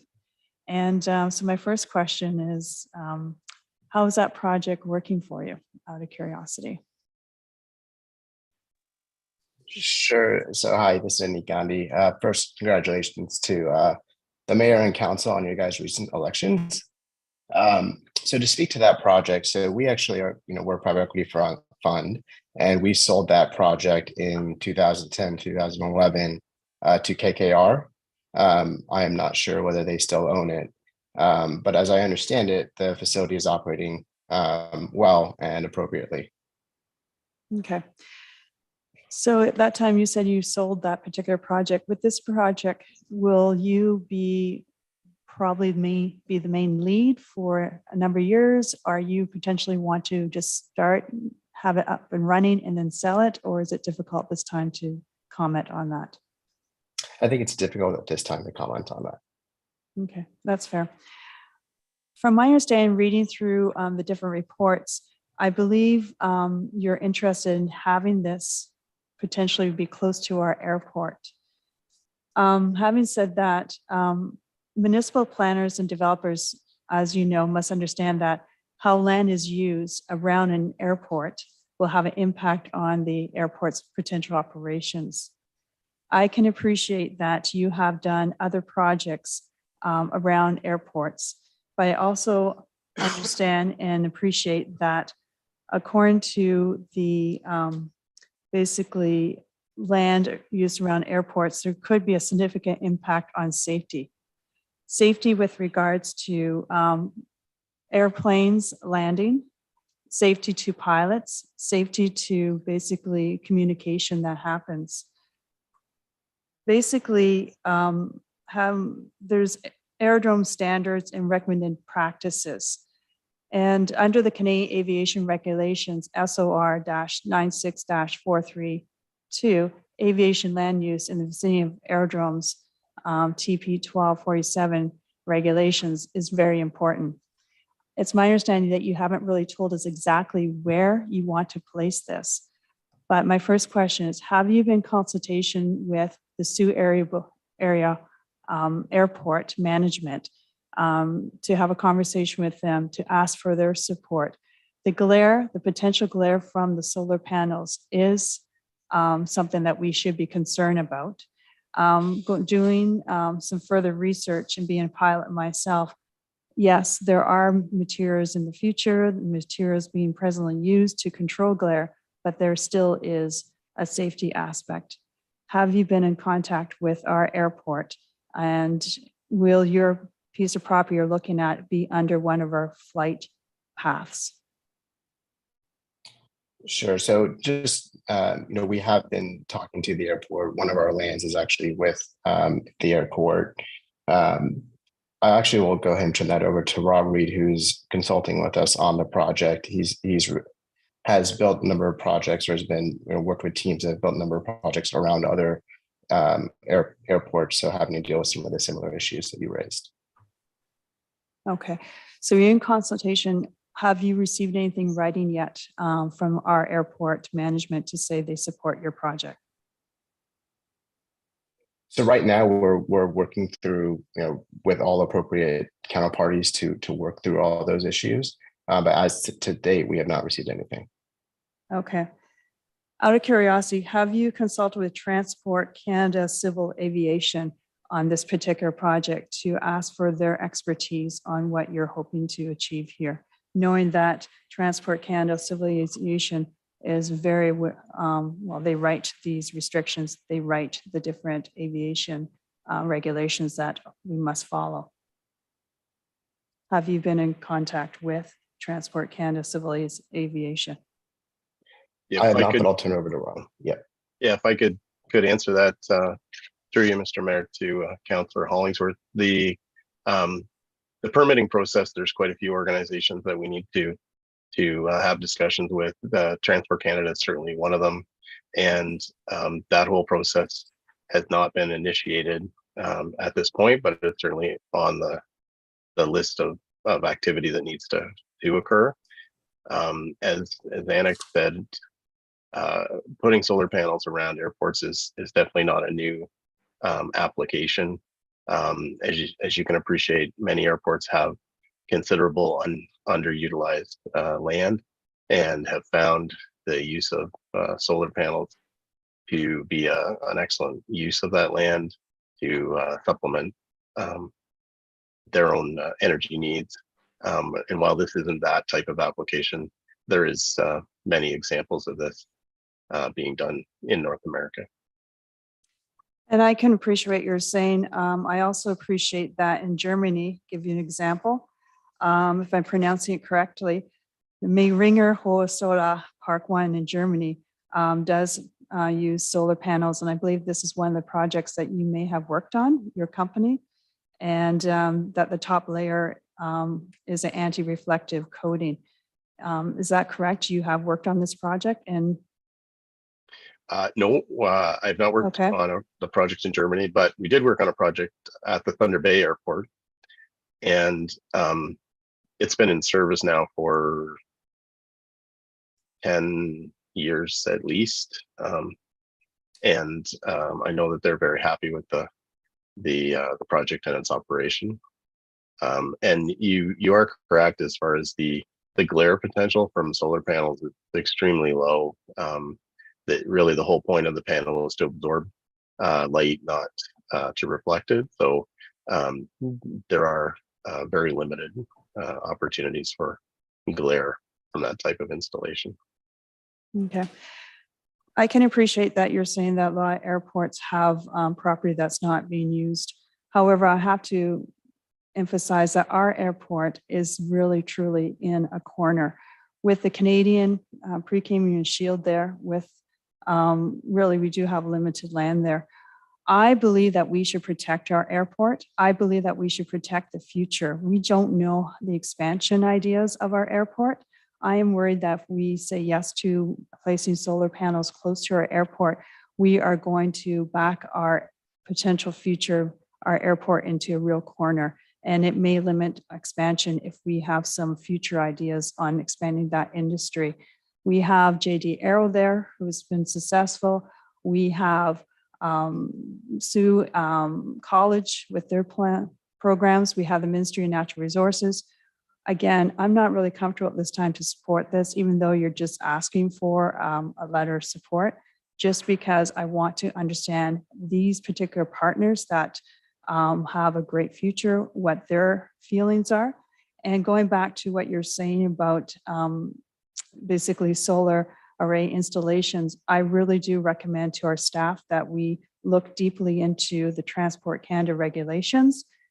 They do outline glare to pilots, interference electrical navigation aids, penetration through transitional approach departure surfaces, thermal plumes from the central tower, and so forth. Our basically flight paths are very limited. Our control zone goes out past Agoma Steel, and basically our circuit height is 1,650 feet, which is not very high. I just feel like we need to dive into this a little bit more to make sure that our airport is protected and our partners are heard. Thank you. Thank you, Councillor Hollingsworth. Councillor Caputo. Thank you. Through you, Mr. Mayor, to the representatives of Starwood. I read in your presentation that you had bold and underlined that you had the support of First Nations. I'm curious to know which First Nations are supporting you and what information was given to them. Sure. So we are right now working with the Missinaibi Cree, and then we intend to reach out to the Botswana and Garden River bands. We have provided them with information on the project similar to what we've provided to you guys as well. So Missinaibi Cree has given you their full support based on what you've given, like the report that you've shown us, or do they have any additional information? So right now we're still working with them I can't define it as full support right now because I think we don't have anything officially in writing, but we're currently working with them to attain that. Okay, so just to clarify then, you do not have the support of the First Nations. We don't have anything verbally written, but we have heard verbally that we have their support. Okay, so, okay. If we support this project now with the info that you've given us, will we be privy to new information that arises at the time of consultation with community stakeholders? Yes, so we plan to have a full community engagement portfolio starting in January, where we'll reach out and have multiple community meetings. We also are in the process of setting up a website that will allow for questions to be asked, and we're happy to keep the council in the loop as we receive questions. Okay, and just one more question about project location. Can you give us a reason why the location is being kept from council right now? So I think as with anything, we currently have all the land under option agreements, but from a competitive, it is still a competitive process, and we have a lot of peers out there, and so just from I think we did share a presentation, or we can at some point once it's finalized with kind of thinking about the competitive nature of our business that outlines the proper map of land, and we should be able to do that in the near future. I believe CA White has something to add to that. Just through you, Mr. Mayor, to Councillor Caputo, because of where this sits in the stages of approval, that information isn't put forth before council until they get a little further. This isn't a council process at the moment. It's a process of the IESO. They've got to get a little further down the road before they then can crystallize their arrangements. And at that point, it would become more of an approval process for council. Okay, I just, I think the public was curious to hear why the location wasn't being given. So I just wanted that to be said here at the meeting. Mr. Reed, did you have your hand up in response to this? Yeah, I just wanted to add a couple of comments. I'm not sure the appropriate time, Mr. Mayor. So is it with respect to the location or the pieces of property you're looking at? Yes, and also the airport support. Okay, go ahead. One of the purchase options is for land that is owned by the Airport Development Corporation. And so they have provided support to the project through that. And they're obviously acceptable to this use being close to the airport. So while we still, as we said, we still need to go through the permitting processes with people like Transport Canada, we definitely feel that this is an appropriate use for that area. And the whole engagement process that we're going to have to complete, all of those details will be put forward. I believe there's a meeting that's scheduled in the early new year to have a community engagement meeting for that purpose. So you will see a lot more of that information come out as it becomes more available. Okay, thank you, Councillor Caputo. More questions? I just want to be really clear about the First Nations part. So you've spoken to Missinaba Cree, but not Garden River, not Batchewana, nobody else. But you included in our presentation to us that you had support, but it's So only we're right been. now, Mhm. apologies. So right now we're finalizing agreements with Missinaba Cree. But for Batchewana and Garden River, we're planning to start conversations with them as well. Okay, Councillor, was that all, Councillor Caputo? Sorry. Thank you. Thank you, Councillor Gardy. Yeah, so not to belabor it, but I think it's important. So I'm just going to build on Councillor Caputo's questions. So I'm not clear.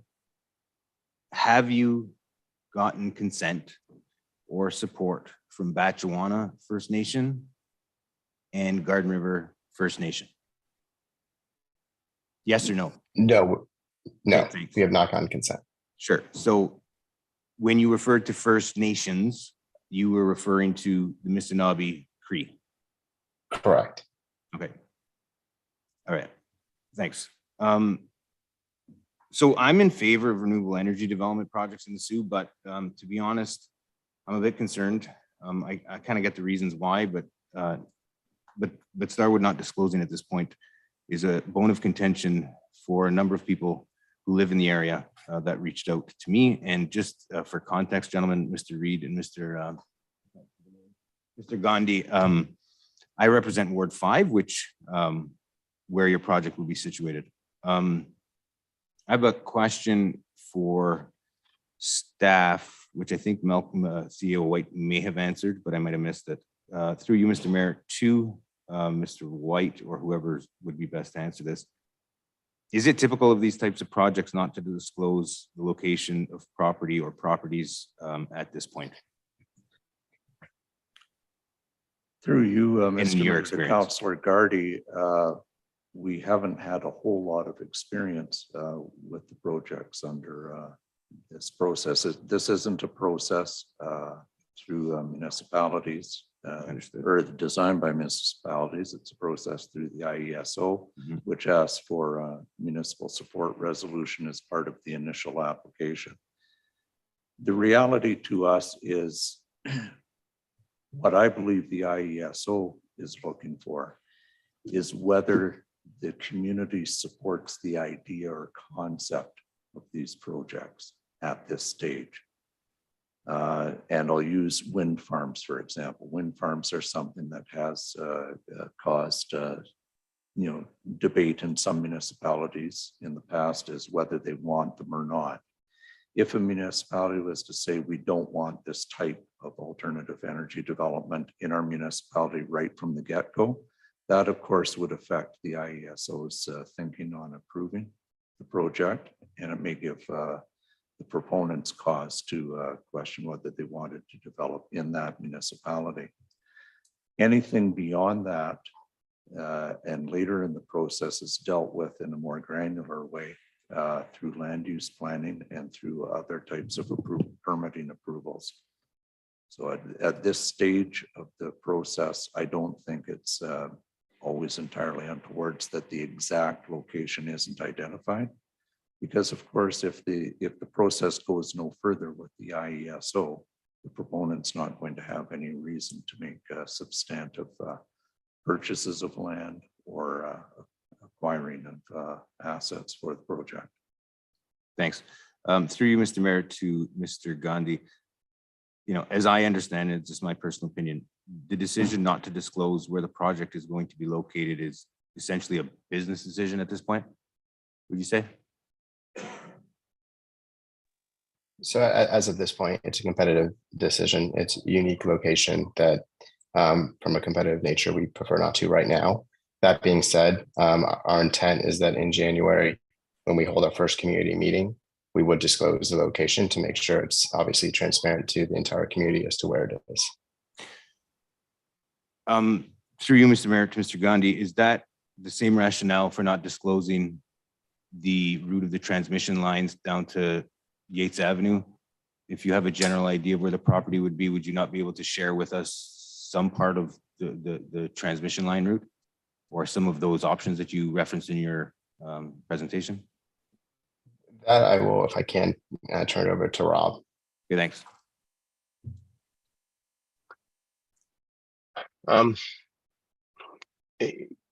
Yeah, I think the we didn't really outline the process that the ISO is following, and a lot of these a lot of the steps are basically prescribed by them, and the need for council resolution is really coming from their RFP process. So this isn't, most of this information isn't being shared at this point because there are several options being reviewed and there's a competitive nature to the process. So it's not a matter of us not wanting to share the information. It's more a matter of things not being finalized and us being concerned about the competitive nature of the process. As far as the transmission line routing, there really are a couple of different, at least 2, maybe 3 options that could be considered, as well as the process of the station that is being, the new station that's being proposed by the PUC, and whether that is going to be in place in time for this connection. So there's quite a few things still up in the air as far as how that transmission connection may come to be. So again, that's why we can't really put a line on a map and say this is where the line's going to go. Is that just, did that answer your question? Yeah, I appreciate you taking the time. Question wise, I think I'm done. Just for council's, just so council is aware, some of you may have received phone calls or emails from residents in the West End, but a lot of what I had heard was, is it going to be placed on arable kind of agricultural land? How close it'll be to the water? Does it involve in disrupting any wetlands? I appreciate that there are provincial regulations as it relates to at least the wetlands. And, you know, we have our zoning regulations, but that's what we were hearing. People were concerned, as I think a number of us were, about the piece where, you know, not disclosing the location, though these gentlemen have done their best to explain that to everybody along with staff, which I appreciate. But I want to remind, I'd like to remind council this council of a previous council decision just a couple of months ago. I think it was on September 21st. And I think it was essentially the same stages where these guys were. A company came to us to seek the same sort of approval at this juncture. And though we were presented with, in my opinion, more information than Starwood is providing at this point, we decided to not approve them at that time. I think that's the best of my recollection. So for context, and because of that, and I will point out, and I appreciate Councillor Caputo fleshing that out off the top of her questions. We have a number of First Nations communities in our area. I don't feel that what you stated and underlined in your presentation was an accurate representation of the support that you had. And that's playing a big part of the reason why at this point I won't be supporting things. Thanks. Thank you, Councillor Gardy. Councillor Kinnick. Through Mr. Mayor to Mr. Reid and Mr. Gandhi, I just wanted to ask some questions about what do you expect for full-time or temporary full-time employment and permanent full-time employment out of this project for our local residents?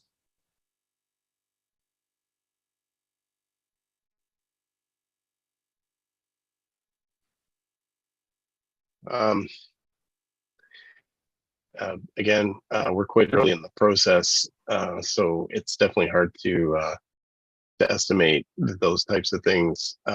There will be considerable construction employment, just given a project of this size and the length of time it would take to construct. But the operating and maintenance staff, that's very hard to predict at this point. It really depends on ultimately what the design of the project and how many people would be the part at that point. But definitely a the one thing that this area has shown over the years is there's definitely a lot of local capability related to energy projects. So hiring local contractors and having local support is definitely a big priority for the project. And another question on the lifespan of the solar panels. So roughly from what I read, you figure they last about 20 years, right?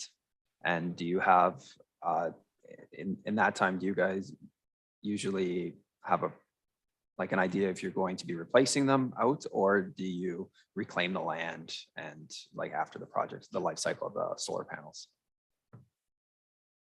Well, the lifetime of the project is definitely more than 20 years, but typically the contracts with an agency like the ISO would be 20, maybe 25 years in length.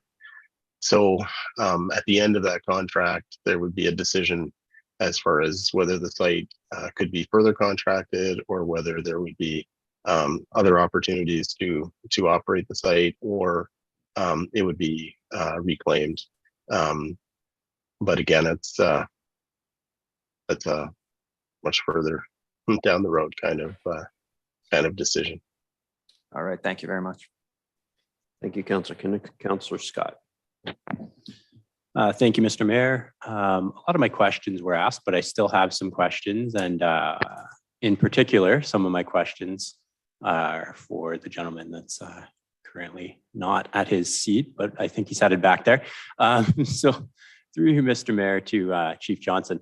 The reason I have questions for you is because of this particular location, and it's not, I know we don't know the exact, but if you were to estimate your fire response time to get out there, provided all fail-safes failed for this particular development, and you guys had to respond to some sort of a fire at the storage unit or the batteries, how long do you figure it would take you, best case scenario, to get into the general area? Through you, Mr. Mayor, to Councillor Scott, I would estimate approximately from the West End station to the airport area, about 13, 14 minutes from the time of call till the first arriving unit would be on scene. Okay, thank you for that. And then I'll get to my reason in a moment, but once you arrive, how would you guys suppress a fire that's gotten out of control with this particular, with all the chemicals and the metals, et cetera? Through you, Mr. Mayor, Councillor Scott, obviously they would most likely through the approval process have a monitoring and a suppression system built in. And if all else failed and we were called out there, the largest portion of the water would be used to do that. And generally, when we do that, the water would then just sit after and presumably absorb into the ground? Yes, and now if there was through the approval process, again, I would imagine there's a design or like a berm or a catch-all or something that would be designed to hold the water. And the reason for these questions are, I know that this particular area and a little further south, we've had some issues with groundwater contamination. And I know that many residents have reached out to me about this particular development and their concerns for groundwater contamination. I know that that's a worst case scenario that I just spelled out. And of course, the development and the building code and everything will help mitigate these factors. But these are the things that people are concerned about in the area. So I just wanted to be sure that my understanding of, worst case scenario was accurate. Given that we're not being told the specific location, just a general idea, and we're being asked to support this with less information, as Councillor Gardy pointed out, than a previous submission or presentation that we had where we were given more information. I really do have a hard time supporting this. I want to make it explicitly clear that I am absolutely in support of the idea of green energy, renewable energy, and the storage. But I really would like to get more information before I can support something of the like.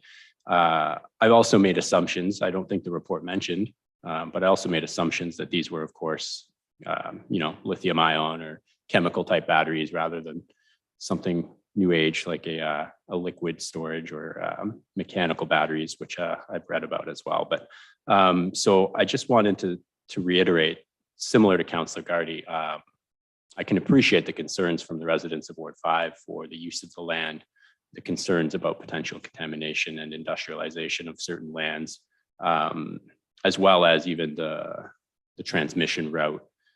So those are some of my concerns, and I do share his concerns. And for that reason, I won't be supporting it as it currently is stated.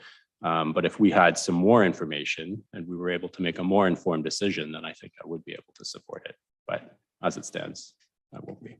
Okay. So thank you. Thank you, Councillor Scott. Mr. Reid, did you have something you wanted to add to that? It was comments for the most part. So yeah, just on that note of building codes and technical standards and things like that.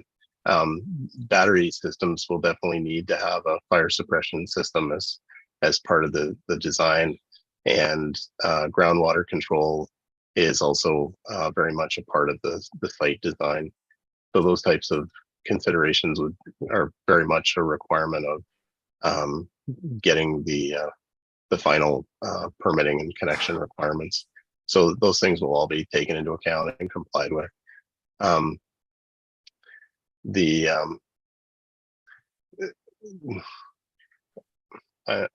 not sure quite how to say this, but this really is an early step in this full process, and asking for council support is what would help us to get through the IESO process. But there's still going to be many opportunities for both public consultation and for council to be involved in the process as it hopefully would continue. So it's important for us to get support, but it's also very much a first step in the overall process. It's not you give us support today and then you never hear from us again, or you never see anything again until the project's built. That's just not how the process works, and it's not how we would operate as a group. Thank you. And Mr. Gandhi, did you have anything to add to that? Sure, I just want to add a little bit further context, as Rob noted. This is a early stage project to some extent, and we have a history of building and developing projects. This is we've built a number of projects both in the U.S. as well as was noted earlier in Canada. And right now we're actually developing and building under construction actually as of October 31st. 125-mile transmission line from Arizona to California. That being said, we're no development's kind of in our blood and something that we've done for the past 15 years since we were started in 2005. One thing that we found is critical and most important is really working with good teams, good partners, and good EPCs, good equipment manufacturers, and that's what we intend to do here. Given the early stage of this, we're reaching out to top tier partners, and we'll end up partnering with someone, making sure that as we kind of develop the facility and construct the facility, we are doing it in the right way. We want to make sure we have a good reputation, not only from a builder or constructor of projects, but also really with the communities that we work, live, and operate in. And so I think as was noted, like this is a very early stage project right now, but given the ISO process timeline and the importance of having support from a council like yourselves, we wanted to present you with the information we have. And as Rob noted, this is first of many meetings, the first of many conversations, and we would hope that similar to the way we partner with a number of communities. So, for example, at one of our transmission lines, as I mentioned earlier, we have to partner with one of the Colorado River Indian tribe, and had to get their support, and have had great working relationship with them, and we look forward to doing that with SSM as well as with the bands in the Canadian area as well. Okay, thank you, Councillor Dufour. Thank you, Mr. Mayor. First, I just wanted to preface my comments for the new councillors and our proponents as well, just by recognizing that the IESO process is very, very, very different than the normal rezoning process that we usually have around this table here. There's an awful lot of staff work that goes into working with proponents, winnowing exactly what it is and getting all of that information into a report in a way that council and the community can understand that. I think that speaks to how good of a job our staff does, but it also speaks to maybe one of the weaknesses in this IESO process, because time is so of the essence. We're seeing projects around this table in a form that we pretty much never see a project get to us. Normally staff will work with other developers to ensure that, for the lack of a better term, something half-baked doesn't even end up here.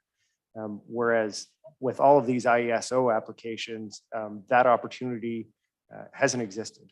And so I do want to recognize that the facts of that matter are not the fault of the developers who are coming to us to ask for this expression of support, in my opinion.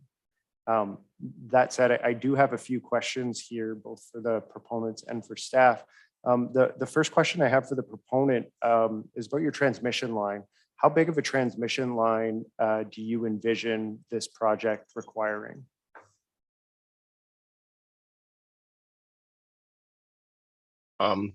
Could you clarify what you mean by how big? Length or? No, the length I physical see is 7 kilometers. Like, just to help folks in the community understand, are we talking about something that looks, are the metal towers with the I'm sorry, I don't have the technical words for it, but what I guess maybe a better way is, what size path width-wise would this transmission line that you are proposing be required? Well, it's typically would be what we call a compact design. It would be a single pole with a circuit on one side, similar to the line that runs along Wallace Terrace from Patrick Street down towards Benares and then further on to Arroco. I think if you're looking for a comparator, that's a pretty good example. There's a few other spots around town where there's existing transmission lines that would be similar. I think the line that runs behind I'm sorry, now I've lost the building supply store that's right across the street from the Patrick Street station, and runs along Carmen's Way. Anyways, there's several examples around town that would be very similar. Okay, is it fair to say that this transmission line that you're envisioning that would service this project is something that is compatible with residential uses, that's going to have a look and feel that is fairly similar to the power lines that currently service the rest of the businesses and community members that live in this area? Yeah, I think the short answer is yes. As I said, there's many examples of existing facilities in the city now that have been here for many decades. And part of the consultation process, that type of thing would be considered, and we'd be looking for input from the community. Okay, thanks. My follow-up question is through you, Mr. Mayor, to Mr. Tenazzo. Mr. Tenazzo, I read in your report that transmission lines are permitted across all zones, and that PUC is under basically an obligation to connect any project to the grid that IESO has approved. So my question is, where would, if the community wanted a transmission line to go one place and not another place, where is the juncture at which the community or this council would be able to have a say in where and how that transmission line was located? Through you, Mr. Mayor, to Councillor Dufour, that generally would happen under another process, so potentially an EA process similar to the process that the PUC is undergoing right now to bring in a new transmission line, and in more of a north-south direction. But from a local land use standpoint, we generally have not regulated transmission lines, so it would happen under beyond the scope of a local process, so to speak, or a municipal land use planning process. Okay, so with that EA process that the transmission line would be required to undergo, does that have provisions for public consultation for residents to give their input and I guess, can you tell me a little bit more about that EA process? Through you, Mr. Mayor, to Councillor Dufour, I'm not an expert on the EA process as it relates to transmission lines. I suspect either Mr. Reed or Mr. Gandhi might have more information on how that process might work for this particular project.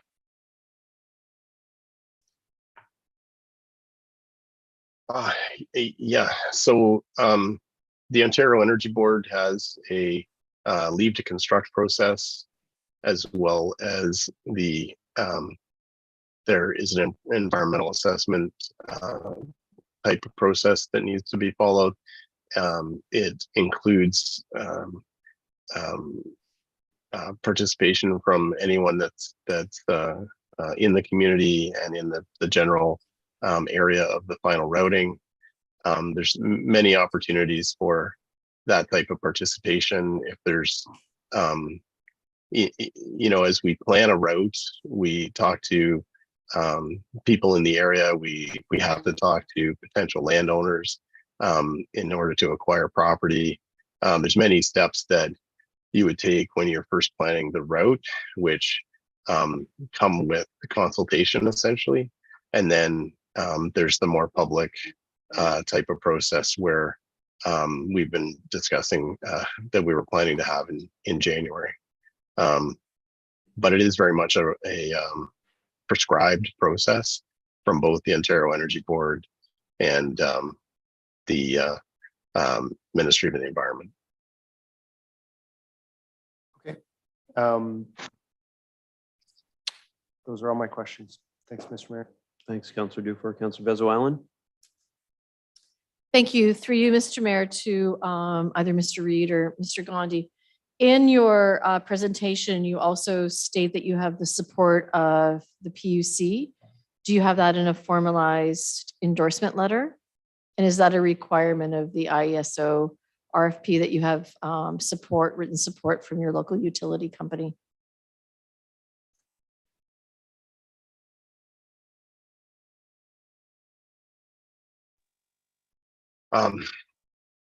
I don't believe that we have something in writing, but we've been in discussions with them. And when we talked about this process, this first from council, they definitely expressed their support with us taking this step. And actually, we're currently working on an LOI with them. And my second question was, is it a requirement under the ISO in your RFP to have a letter of support from the local utility company? To your knowledge? No, I don't. I believe council resolutions are the only thing that that's required. Other letters of support would definitely be advantageous, and that's why we are working through those discussions with other parties. My second question is, have you acquired any land within the proposed area to date? So we have option agreements on them, but we have not acquired the land. As with any project, given this is an early stage development project, we tend to seek out options that can be converted into where we can purchase the land once the contracts have been awarded. Thank you for that clarification. So at this point, I'm not voting in support of this. I recommend Mr. Reid and Mr. Gandhi that you do get those formalized letters of support from both PUC, and you do further consultation with First Nations. So when you come to council and say that you have support, support in theory, whether it's a conversation or a handshake, is not a formalized support that we can read and understand. And I also recommend in your presentation that you list past projects and endorsements from other professional groups. I think that gives us a lot more information as to the integrity of your organization, especially in terms of the Colorado River Tribe. I think that would have been really important information for us to understand and help us make a better decision. So I recommend that you get those things cleaned up and then come back to council. But right now I'm not voting for this project moving forward. Application, I should say. Thank you, Councillor Bezo-Allen. Councillor Bruton. Thank you, Mr. Mayor. A question to the CAO.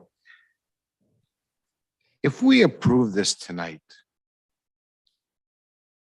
and it moves forward,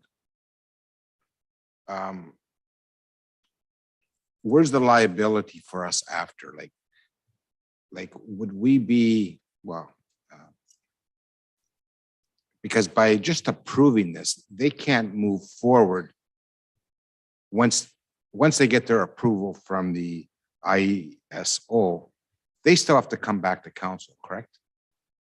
Through you, Mr. Mayor, to Councillor Bruni, yes, there's a whole lot of other parts to the approval process for a project like this to eventually undertake before becoming reality. In essence, this resolution is requested because it's part of the scoring process for an application by the IESO. I think Councillor Dufour, characterized it best, is that it's not really a process similar to what we would normally follow on things. It is an IESO process, and it's probably flawed to a degree that way. But yes, it would have to get further down the process with them before it would then have to come back to us for land use type approvals and other permitting. Now, did they, unless if I heard wrong, did they say there was going to be consultation in January or February? Did they say that? That's what I heard. I would with who? Mr. Gandhi would give you that confirmation again that there's community engagement planned for January. Yeah, our intent is to set up meetings in January for community engagement. But if you're applying, when would that be approved then? Sorry, what be approved? Well, with the ISO, if So we the support, if we give you the support, why are you going to have consultation in January? Is it going to be, is this process completed before January? no, the bids, not bids, the proposals under the RFP is still a moving target. The ISO has delayed it. It was originally expected to be in December. Now it's expected to be end of January. And that's our expectation. So that the process would still be going on during January. So even though you're not granted, you're still going to continue with the process? What do you mean if we're not granted? I understand Mr. Gandhi's answer to be public consultations is a requirement of the process. So they will undertake public consultations throughout the process in order to, for lack of a better term, check the box that they have undertaken those public consultations. And just to more than a check the box, I think I just want to make sure it's understood that being partners to the community that we're a part of is really important to us. Okay, so versus just to check the box. So how can you have public consultation if you're not revealing the property where this is going to be established? Because the process with the IESO is not completed. I'm confused here. So what we plan to do is that in January, we will hold a public consultations. At those public consultations, we will know where the location of the property is. At that point, we are also we'll be in the process of submitting the proposal, if not already have submitted their proposal into the ISO RFP from those lands. When you submit your proposal, when will that be completed? When will you have the answer? We are expected to have the answer. Originally, it was expected to be in March, in February. I think it'll end up being in March, maybe or, April. It's still a moving target on their on their schedule. Also, just wanted to note we will also have a website that has relevant information as well as will be a venue for those concerned parties to answer or to ask any questions that we'll respond to in a timely manner. Okay, do you have a plan B if this site you have presently doesn't fall through? So the sites we have, we would expect, I don't see a reason why they would fall through and we will have access to those sites. As I said, we have options on those that we can exercise. If we are, this is the only site in SSM that we're considering. We are looking at other sites outside of SSM as well, though. But we understand, and based on our knowledge of SSM, this seems like a great location, and both from a environmental perspective, but also from an energy perspective. Would it be fair to say you're renting the property and not purchasing the property? As of now, there are options to purchase, so we would end up purchasing the property. Okay. Thank you, Mr. Mayor. Councillor Spina, we'll go to you and then we'll deal with some procedural matters. Thank you, Mr. Mayor. Most of my questions have been asked. Thank you. Benefit of going last, I guess. I have a couple of quick questions for staff, I believe for probably for Mr. Tenazo. We heard earlier today from Ms. Cormier about some pretty lofty goals that she has regarding, net zero emissions for the community here. Does a project such as this fit those goals? Will it help us attain those goals or achieve them in the timeframe that she expressed? Through you, Mr. Mayor, to Councillor Spina, I guess as a starting point, it is referenced in the report. A previous council passed a resolution some time ago billing us as the green energy capital of North America. And there's been a number of green energy projects that have happened in this community. So that really has been the basis and the starting point for these recommendations to approve these types of projects, is that I guess from a staff perspective, we've always felt that as a community, we were supportive of these types of projects.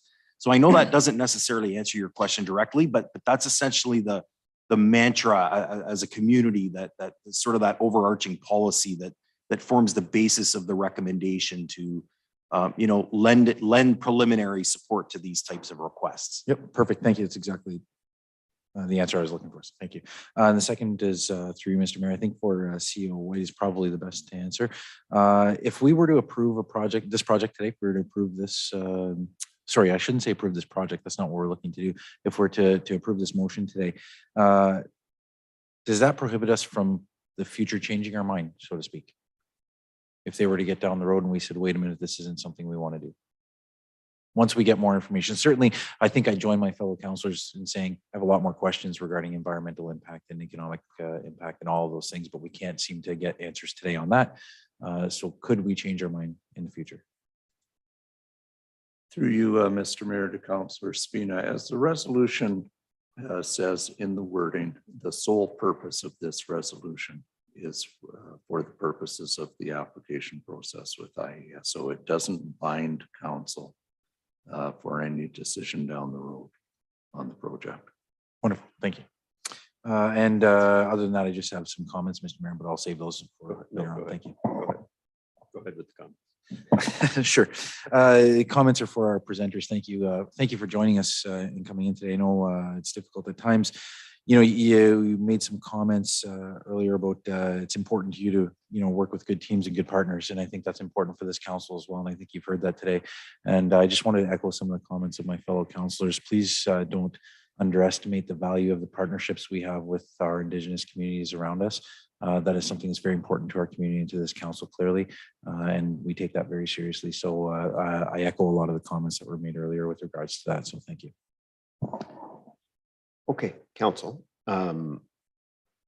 We had a similar issue, as Councillor Gardy mentioned, on September 21st, and we did not turn that down. In fact, it failed to move forward for a lack of a mover and a seconder. So that application will be allowed to come back before us. If we vote against this, it will not be able to be allowed to come back before us for another year. So rather than handcuffing, if we can put it that way, this development for a year, and they'll miss the deadline if we do that, I would propose that we postpone this project to a future council meeting. I understand they have to have some type of resolution of support prior to January. So we could either do it to the next meeting or the meeting after that, for them to come back to us with additional information. I think that would satisfy a lot of the concerns here, or at least I hope it would, if they're able to come to us with the information that they've heard us request here tonight. But if we vote against it, they don't have the opportunity to do that.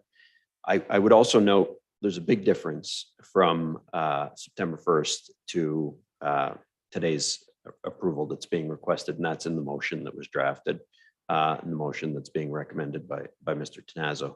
It's very specific, and it's very limited to what the IESO requires.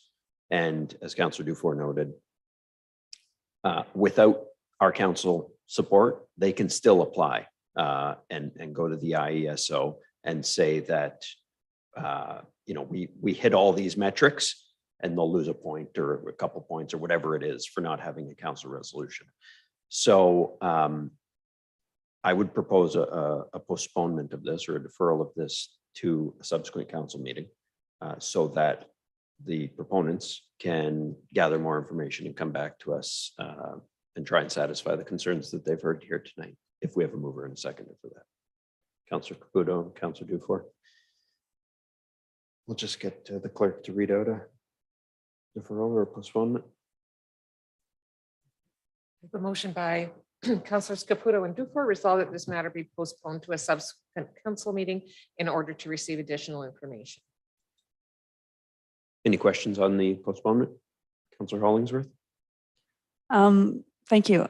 I guess it's more of a comment. Everyone was saying that we want more support in writing, not just verbal. So can I suggest to these individuals that they come back with a package of support letters instead of just verbal? I highly recommend that. Okay. Okay, Councillor Caputo. Just one quick comment. I think you've seen here today that we take consultation with Indigenous partners in Sault Ste. Marie very seriously. I would encourage you to either speak directly to them and get their approval or remove it. You saying that you have someone's approval to try and sway a council or whatever is going on is really serious. So at the next meeting, if you're able to come, I would really like to see clearly if you have support or if we're just gonna take that out. Thank you. Okay. So we'll have a vote on the motion. All in favor? This is for the postponement. Motion carries. All opposed? Any opposed? Okay, motion carries unanimously. Thank you, gentlemen, for your time. Thank you very much. Thank you. So that will bring us to 8.7.2, which is a similar project at 885R McNabb Street. A motion by Councillors Dufour and Gardy resolved that the report of the Director of Planning dated November 21, 2022 be received and that Council approve the proponent's request for a support resolution in the following manner. Whereas the proponent is proposing to construct and operate a long-term reliability project under the expedited long-term 1 ELT 1 request for proposals, and whereas proposals that receive the formal support of local jurisdictional authorities of all the project communities in which the long-term reliability project is located in the form of a support resolution will be awarded rated criteria points for the purpose of ranking the proposal in relation to other proposals for a contract under the ELT1 RFP. And whereas pursuant to the ELT1 RFP, proposals that did not receive the formal support of the local jurisdictional authorities of all the project communities in which the long-term reliability project is located in the form of a support resolution may be required under the ELT1 contract to be awarded pursuant to the ELT1 RFP to submit such support resolution for compliance with its obligations. Now therefore be it resolved that the Council of the Corporation of the City of Sault Ste. Marie supports the development, construction, and operation of the long-term reliability project at 885R McNabb Street. This resolution's sole purpose is to enable the proponent to receive rated criteria points under ELT1 RFP or to satisfy its obligations under any awarded ELT1 contract and may not be used for the purpose of any other form of approval in relation to the proposal or long-term reliability project or for any other purpose. Rated criteria points will be used to rank the proponent's proposal in relation to other proposals received by the independent electricity system operator under the ELT1 RFP. Though this resolution may impact the rank of the proponent's proposal in relation to other proposals received by the IESO, it does not guarantee a contract will be offered to the proponent under the ELT1 RFP. Further, if a contract is offered to the proponent, all local applicable regulations and approvals shall apply, including but not limited to Planning Act and building permit requirements. And a representative from Electra is joining the meeting.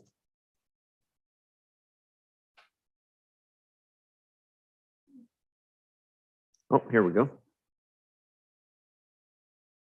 I can't see the name from where I'm sitting. I think it's Trevor. Yes, hello. I'm sorry, I'm having some issues with my video, but this is Tremor Timpson from Convergent Energy and Power, and I am a director of the Electra Convergent Development JV. Okay, we can hear you well. This is Sault Ste. Marie City Council. And we've read the motion that is being requested of us. I will ask council if there are any questions, either of staff or of the proponent on this one.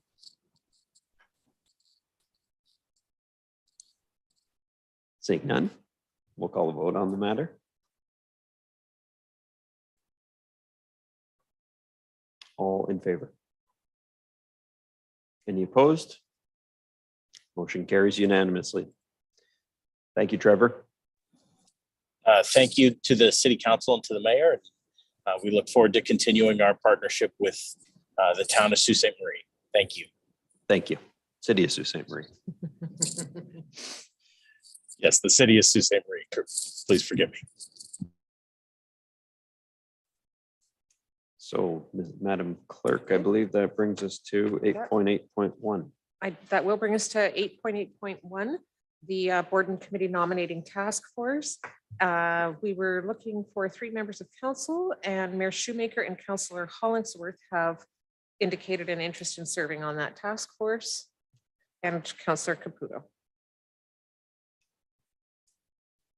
So it's a motion by Councillors Vezo, Allen, and Gardy, resolved that Mayor Shoemaker, Councillor Hollingsworth, and Councillor Caputo, the Deputy CAO, Community Development and Enterprise Services, Deputy City Clerk, Manager of Recreation and Culture, Curator of the Ermitinger Clerk National Historic Site, Accessibility Coordinator, and Secretary Treasurer of the Committee of Adjustment be appointed to the Board and Committee Nominating Task Force for the period November 21, 2022 to November 14, 2026.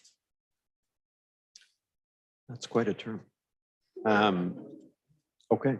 Any questions or comments? All in favor?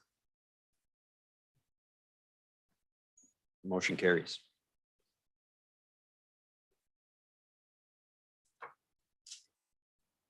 Okay, under agenda item 9.1. A motion by Councillors Hollingsworth and Spina, whereas in 2006 and 2016, Sault Ste. Marie initiated a downtown development strategy with a focus on building a vibrant and mixed-use neighborhood. And whereas the goal is to have the downtown serve as a center for entertainment, cultural, and retail experience with a relatively greater degree of accessibility and mobility. And whereas a large sum of private and city investment has already taken place, giving the downtown new positive energy. And whereas the downtown is reviving amongst the great stock of impressive historic buildings, and whereas the former General and Plummer Hospital sites are located on the edge of the downtown and play a significant role in revitalizing the downtown core, now therefore be it resolved that staff report back to City Council on December 12, 2022 regarding the status of property standards enforcement or other steps being taken with regard to the old hospital sites. So, Councillor Hollingsworth, you're the mover of this, and then I'll go to you, Councillor Spina. Okay, thank you. First of all, I do appreciate that behind the scenes, a number of people have been working hard at this. One reason I brought this to the table is to recognize those individuals that have already been putting their time and effort, such as Councillor Dufour and Councillor Lisa Venezuela and staff. Behind the scenes, these individuals and staff have been contacting the right appropriate people to ensure that this particular property is being dealt with as quickly as possible. The other reason I'm bringing this to the table tonight is that back on June 11th, 2018, former Councillor Susan Myers and myself did a similar resolution asking at that time for staff to come back to us with recommendations on how to address this. This particular resolution was passed, and from my understanding, we did not receive a proper update. So the other reason I'm bringing this back to this desk, this table, this council, is because this has been going on since 2018. I don't want to take this time to read that resolution, but I'm sure that staff will pull that resolution and see that that resolution is very similar to tonight's resolution. So why has it taken it so long for us to deal with this? And again, I reiterate, I appreciate that Councillor Dufour and Venezuela has been working hard. And when Susan Myers, Councillor Myers, and I were councillors for Ward 1, we also were working hard with staff. And yet today is what, 2022, almost the end of 2022. I'm very concerned. My new ward mate, Councillor Sonny Spina, has also shared his concerns. I'm sure he'll have some comments, but his past professional expertise in investigation, and my understanding, he has been in the building himself and witnessed basically the issues that we are all concerned about. The last piece is we have been working very hard on revitalizing the downtown. This particular property is technically on the edge of our downtown and on our prize waterfront.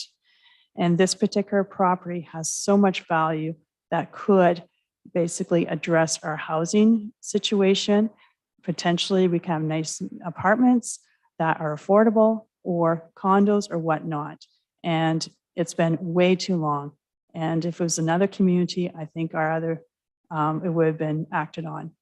So in all due respect, we need to put a definite timeline, and we really need to work with our legal department closer to see what else we can do. Our hands cannot be tied that much. That's all. Thank you. Thank you, Councillor Hollingsworth. Councillor Spina. Thank you, Mr. Mayor.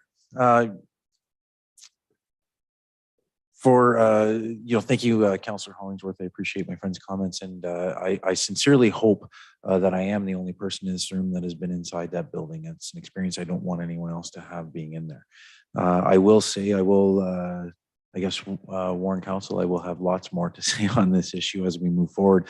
But before I do, I want to do so with a complete view of information from staff. I don't want to speak on the issue halfway. I want to speak in a fulsome way on this issue. So we know there's no secret that this has been an issue in our community for quite some time. We know that there is a significant report, I hope, coming from staff very soon, and I will wait for that to make any further comments on that. So thank you. Thank you. And Councillor, are there any questions specifically on the request to staff, not on the general state of the building, which I know everyone's eager to discuss at the next council meeting? Nothing further? Okay, so with that, we can call a vote on the motion. All in favor? Motion carries.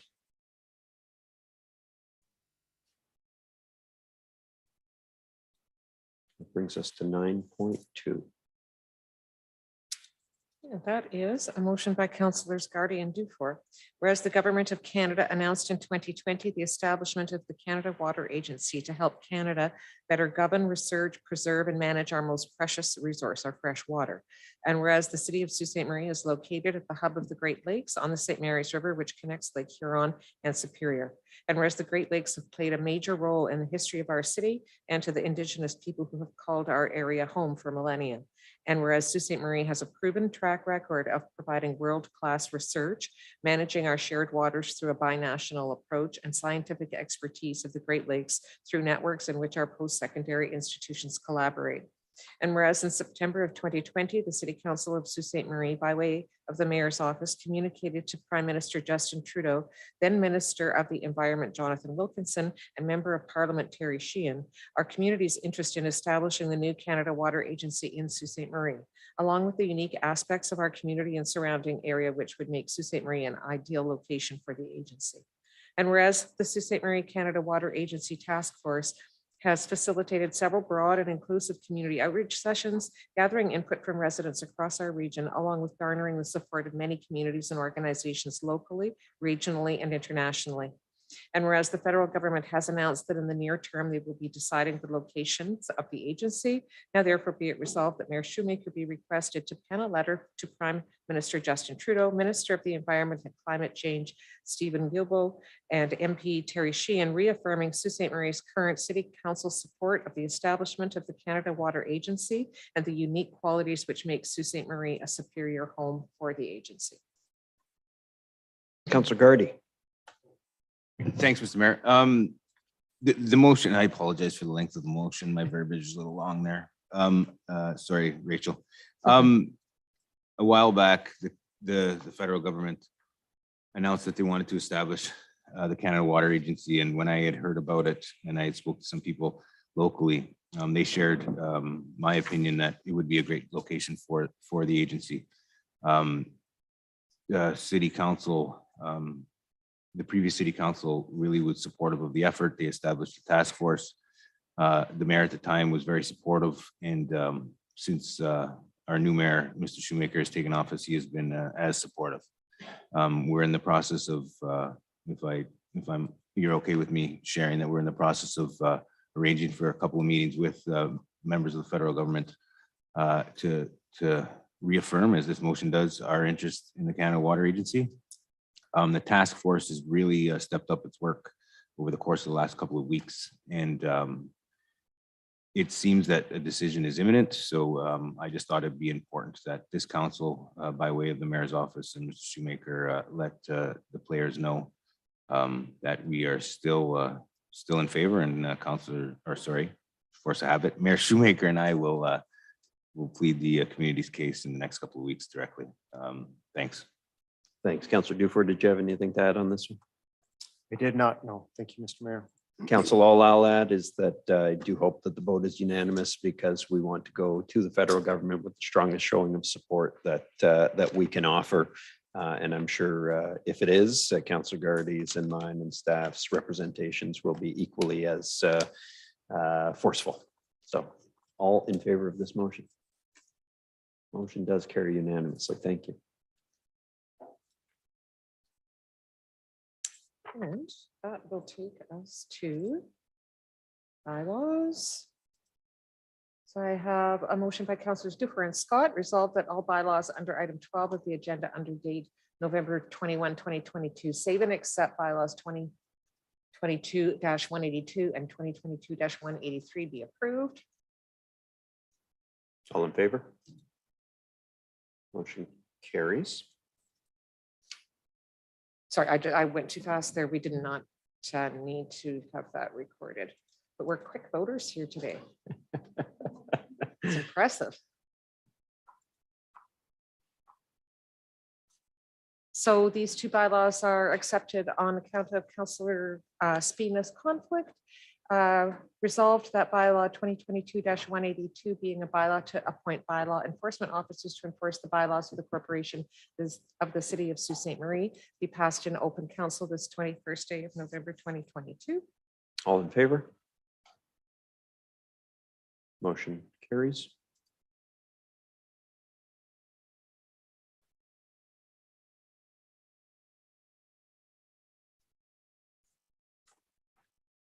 And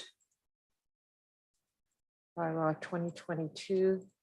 2022-183 resolved that bylaw 2022-183 being a bylaw to appoint municipal bylaw enforcement officers to enforce the bylaws on various private properties and to amend Schedule A to bylaw 90-305 be passed in open council this 21st day of November 2022. All in favor? Motion carries.